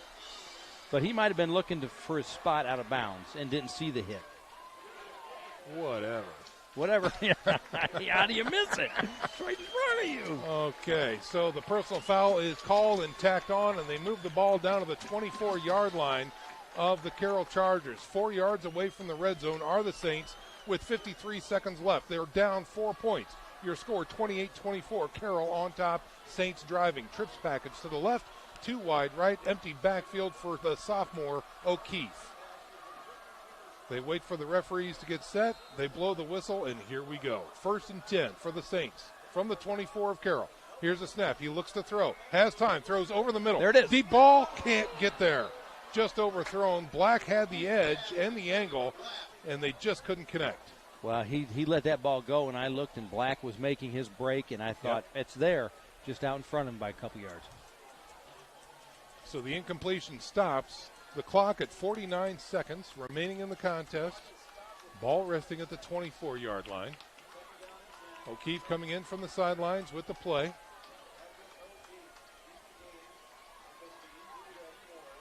Here we go. Saints run up to the line. Trips package to the right, including Steele and Watercutter. Empty backfield, 2 to the right side. Here's the snap, looking to throw, pressure coming. He rolls to the right, goes deep, throws it, flings it, and it is tip ball and incomplete that time. Triple coverage out there, but 2 receivers in the same zone as well. You have to be careful. Yes. And you saw right there that the Chargers brought the blitz. They just want to get O'Keefe off his spot. Yep. And it was effective. You know, he was rolling when he threw it. Tip ball, very dangerous. But again, just an incomplete pass now. 3rd and 10 now for the Saints from the 24 with 42.5 seconds remaining. Right now, 2 more plays to get something done. Saints faithful on their feet. The Neon Nation up and active. Trips package to the left. Here's a blitz. Here it comes. They pick it up. Here's a throw. He's got his man inside the 15 at the 14. They try and strip it, but he holds on to the ball. Not enough for a first down. The Saints are going to have to call a timeout, and they do. And they do. That was Ellinger on the catch that time. 1 yard short. A 9-yard throw and catch, and a timeout on the field by Bishop Dwenger. So we're going to go ahead and step out and take a 30-second timeout. Just to recap, the Saints 24, Carroll 28. The Saints now driving inside the red zone, facing a 4th and 1 at the 15-yard line, and we are back in 30 seconds. You're listening to SAC Football on Redeemer Radio 106.3 FM. Make a difference in your life and others by joining. Every great team has focus and talent, and at Parkview Sports Medicine, our focus is on you. From performance training and nutrition counseling to orthopedic surgery, athletic rehab, and more, Parkview Sports Medicine's got you covered. You can trust us to bring together today's top experts in sports medicine to improve the performance and treatment of athletes like you. Go to parkview.com/sportsmedicine to learn how we can help you and the athletes in your life be your best. Parkview Sports Medicine. Upgrade your game. Back to live action here at Zollner Stadium, and we've got a barn burner on our hands. 28-24 is your score. Carroll on top of the Saints. Right now the Saints with the ball at the 15-yard line of Carroll, facing a 4th and 1 with 32 seconds remaining. I formation. Under center is O'Keefe. Get to the tailback. That's Chip Clark. Gets through the line and has a first down. Down to the 13-yard line. They stop the clock with 28 seconds to go. I'll tell you what, Ellinger can block. That lead blocker, Ellinger, really opens up that hole. Chip Clark did an excellent job. 2 hands on the ball, got the first down, and the Saints take their final timeout. Now, that surprises me a little bit because the clock stops on the first down. Right. I would have thought the previous, help me out here, Coach Watch, the previous timeout, you would have had a couple plays called ready to go. What are your thoughts? That's exactly right, Joe. I was surprised. You always want to keep that last one in your back pocket in case you get a sack or something. And he could even, I thought he was going to spike it. Then he's got 3 shots in the end zone. At least spike it, yeah, or hurry him up and have 2 ready to go. So does he still have 1 left? That's though? it. That's it. 0. Okay, that's what I thought because, again, like I said, you always want to have one in your back pocket in case something happens, a bad snap or something. So now they've got to take care of the football. All right, so the Saints are talking about it in the huddle right now. Just to recap, 28-24 is your score. Saints with a fresh set of downs. Ball now resting at the Carroll 13-yard line with 28 seconds remaining. Saints with no timeouts. And this is, boy, all the marbles right here. They have to throw it. Yes, you have to throw it here towards the sidelines or towards the end zone. O'Keefe has the trips package to the right, working off the center of the field. Ellinger at the backfield. Play action, looks to throw. He's got protection. Throw it out of bounds. He's got to get it out of bounds. He's running back. He's got to get the ball out of his hands. He finally throws it towards the end zone, and it's going to be caught out of bounds. And down goes the photographer. By Black. That was well out of bounds. Very athletic move by Black to try and get that ball. But, boy, the photographer, is that Joe Romy? I think Joe took a shot. No, I think that might be John Martin even. Oh, okay. He's all right. Either way, he took a hit. Observation? Mark Watts, what do you have? Look at that sophomore. What poise he showed there. Yeah. Well, he could have been sacked a couple times, and he knew enough to get out to the sideline and then throw it away. And I think there was 60 people on the Saints sideline yelling, "Throw it out of bounds!" And he did. Yeah. But he got out of it. He escaped there. What a great play. On 2nd and 10 with 18 seconds remaining. From the 13-yard line, here are the Saints. Twins right and left. O'Keefe. Blitz. Looks to throw. Pressure's coming. Steps out of it. Steps forward. Throw it. He's got to get out of there. He's got no timeout. He gets tackled inbounds. They got to get to the line. 8, 7, 6, 5, 4. They set the ball down. 3, 2. Snap it. 1.9 seconds remain. Wow. Now that was great execution. Wow. See, that time, Mark, he was running towards the Charger sideline, and nobody was yelling, "Throw it." Yeah. Right? Well, but he had enough. I'm telling you, this kid's impressing me. He is. He knew what he had. He knew he had to spike that thing. He ran back there, got his team. Yes. And then he spiked it to give his team one last shot. My goodness sakes, what a sophomore. To come in here at homecoming, under duress, lost a senior quarterback with injury. And here he is coming. He's playing his heart out. Here's your ball game, last play of the game. This is it. 10 seconds on the play clock. They break huddle and come to the line. 5, 4, 3. Here's a snap. He looks to throw. He's got pressure through the middle. It's a bubble screen. He's at the Ellinger. 3. He stood up. Ellinger. He can't get in. He's going to get stopped. No. 1 No yard good. short. And the game is over. The game is over, and the Carroll Chargers stop the Saints 1 yard short. And the Chargers storm the field. Sophomore to sophomore, O'Keefe to Ellinger, and Ellinger gave it everything he had. Mark, you were right there fighting to get into that end zone, but a yard short. Number 3, and we know who that is. He's got quite a name. Tranquil stood him up, and it was just a mano there, and both of them just went down sideways. It was a great catch and a great hit by Tranquil. I'm telling you, Tranquil, that was a form tackle. What a ball game, gentlemen. What a ball game. Yeah, a game-winning tackle by Tranquil puts this one into the books. 28-24 is your final score as both teams meet in the middle. The heavyweights shaking hands after a tremendous SAC matchup here. And we're going to go ahead and step out for a little 1-minute break and come back with our post-game presentation. Stick around, folks. You're listening to SAC Football on Redeemer Radio, 106.3 FM. Hi, sports fans. Sean McBride here, inviting you to try the Barbershop experience. St. Joe Center Barbershop, located at the corner of St. Joe Center and Maplecrest, prides itself on professionalism, cleanliness, and a family-friendly atmosphere. In their third generation of family ownership, they have a combined experience of over 125 years. Give them a call at 485-6981. It's my barbershop of choice. That's St. Joe Center Barbershop at 485-6981. This is David X with Union I would like Savings to Bank interview Mortgage Dinan if Department. I So can. happy If you don't to want me to, support I Bishop won't. Lures and Go Bishop ahead. Dwenger student athletes who work so hard to be the best they can be. I'm here to support you too as you look for mortgage lending. I'll wait though. He's If checking you need on a his home injured loan, player, pick up the so phone I'll and call wait. me. 418-6191 anytime. All right, I'll for low turn off closing now. costs and great rates. 418-6191. I offer what you want, low closing costs and great rates. Call 418-6191. Member FDIC, Equal Housing Lender. Yeah, welcome back, ladies and gentlemen. This is our post-game offering here, coming to you live from Zollner Stadium, where during homecoming, unfortunately for the Saints fans, they drop a heartbreaker to the Carroll Chargers. 28-24 is your score. This was a battle of heavyweights from the beginning. No reason to hang their heads whatsoever, as both teams left everything on the field. What Joe. a slugfest. Haymaker after haymaker. I enjoyed this one tremendously. Yeah, this was fantastic. We're going to try and get some comments from Coach Dinan. But before Mark can get there, let's check in with Nick Gray, who's got some scores and updates, probably some finals from around the area. Well, this isn't a final yet, but Bishop Lures really has turned it on in this fourth quarter and scored a couple of touchdowns. They now lead Northside 34-14. This is a final. Concordia beat Northrop 47-21. Wayne's up on Southside 21-14. DeKalb did lose to Columbia City 14-6. Leo did beat East Noble 35-14. And then New Haven beat Norwells 39-6. Another one, Woodland at Southern Wells. Woodland won that one 43-7. And that's pretty much it, guys. So all right. Back up to you. Very good. Mark. What was that Leo East Noble score, did you say? Nick, it was 35-14 Leo. Leo, thank you. All right.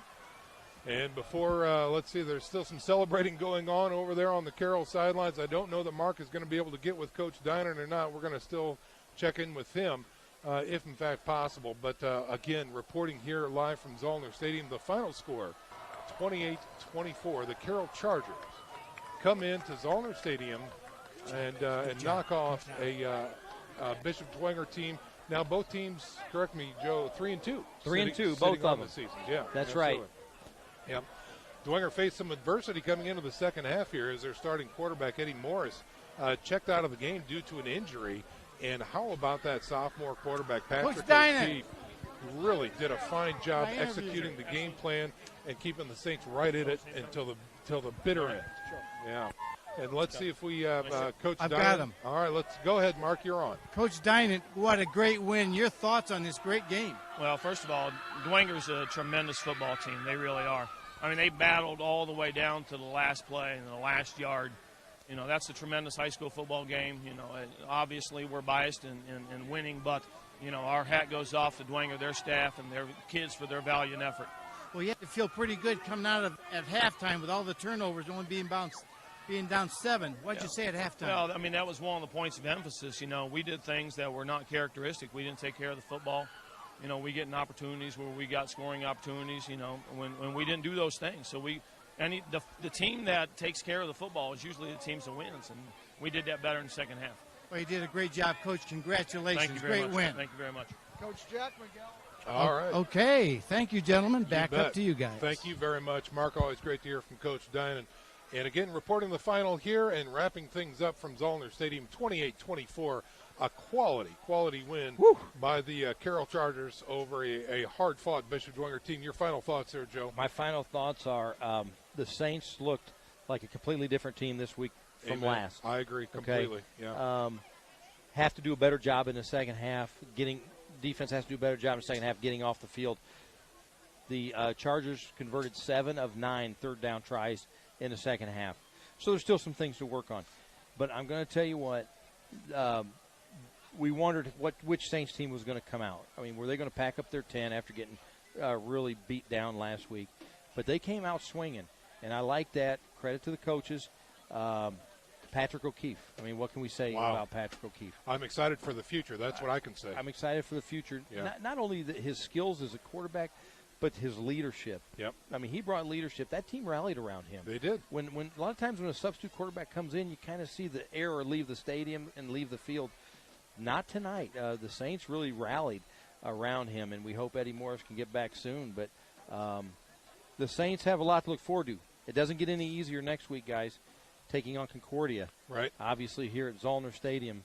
So the Saints do not want to look they're tough match. You don't want to go down 3 in a row. Right. You won your first 3. You've lost 2. You got a 2-game losing streak, and now you're going to take on an excellent quality. Yeah, boy, they just exude it.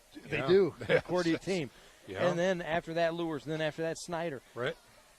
Tough road here for the Saints. Tough road. That's exactly right. Well, ladies and gentlemen, that's going to do it for our coverage here from Zollner Stadium. Thank you so much for being with us tonight. Thank you also to our media partners at Summit City Sports. Remember, you can catch them tomorrow night as they're coming to you from Lucas Oil Stadium to catch that massive Snyder Homestead game from the Luke. Just go to their website, SummitCitySports.com, or check out their YouTube channel, and you should be able to watch that live. Very special thanks to a lot of folks here tonight and throughout our entire season. Back at the station, we had Mary and Caroline Poinsett doing a flawless job tonight, keeping us on the air mistake-free once again. The A-team showed up back at the station. And, again, down on the field, we had Mark Watts as our sideline reporter. Our associate executive assistant producer is Nick Gray. Up here in the booth, we had Tony Lay keeping stats for us. My broadcast partner is Joe Wharton, and I'm Sean McBride, wishing you all a very good night. May God bless you, and we'll see you on the sidelines. You're listening to Redeemer Radio, 106.3 FM. Do you own a phone or computer? That's all it's... All right, guys. Great job. Thanks. Thanks, Carolyn. Bye-bye. Yep, you too. How are you? Well, yeah, we all would be. Yeah, they just... No reason to hang their heads.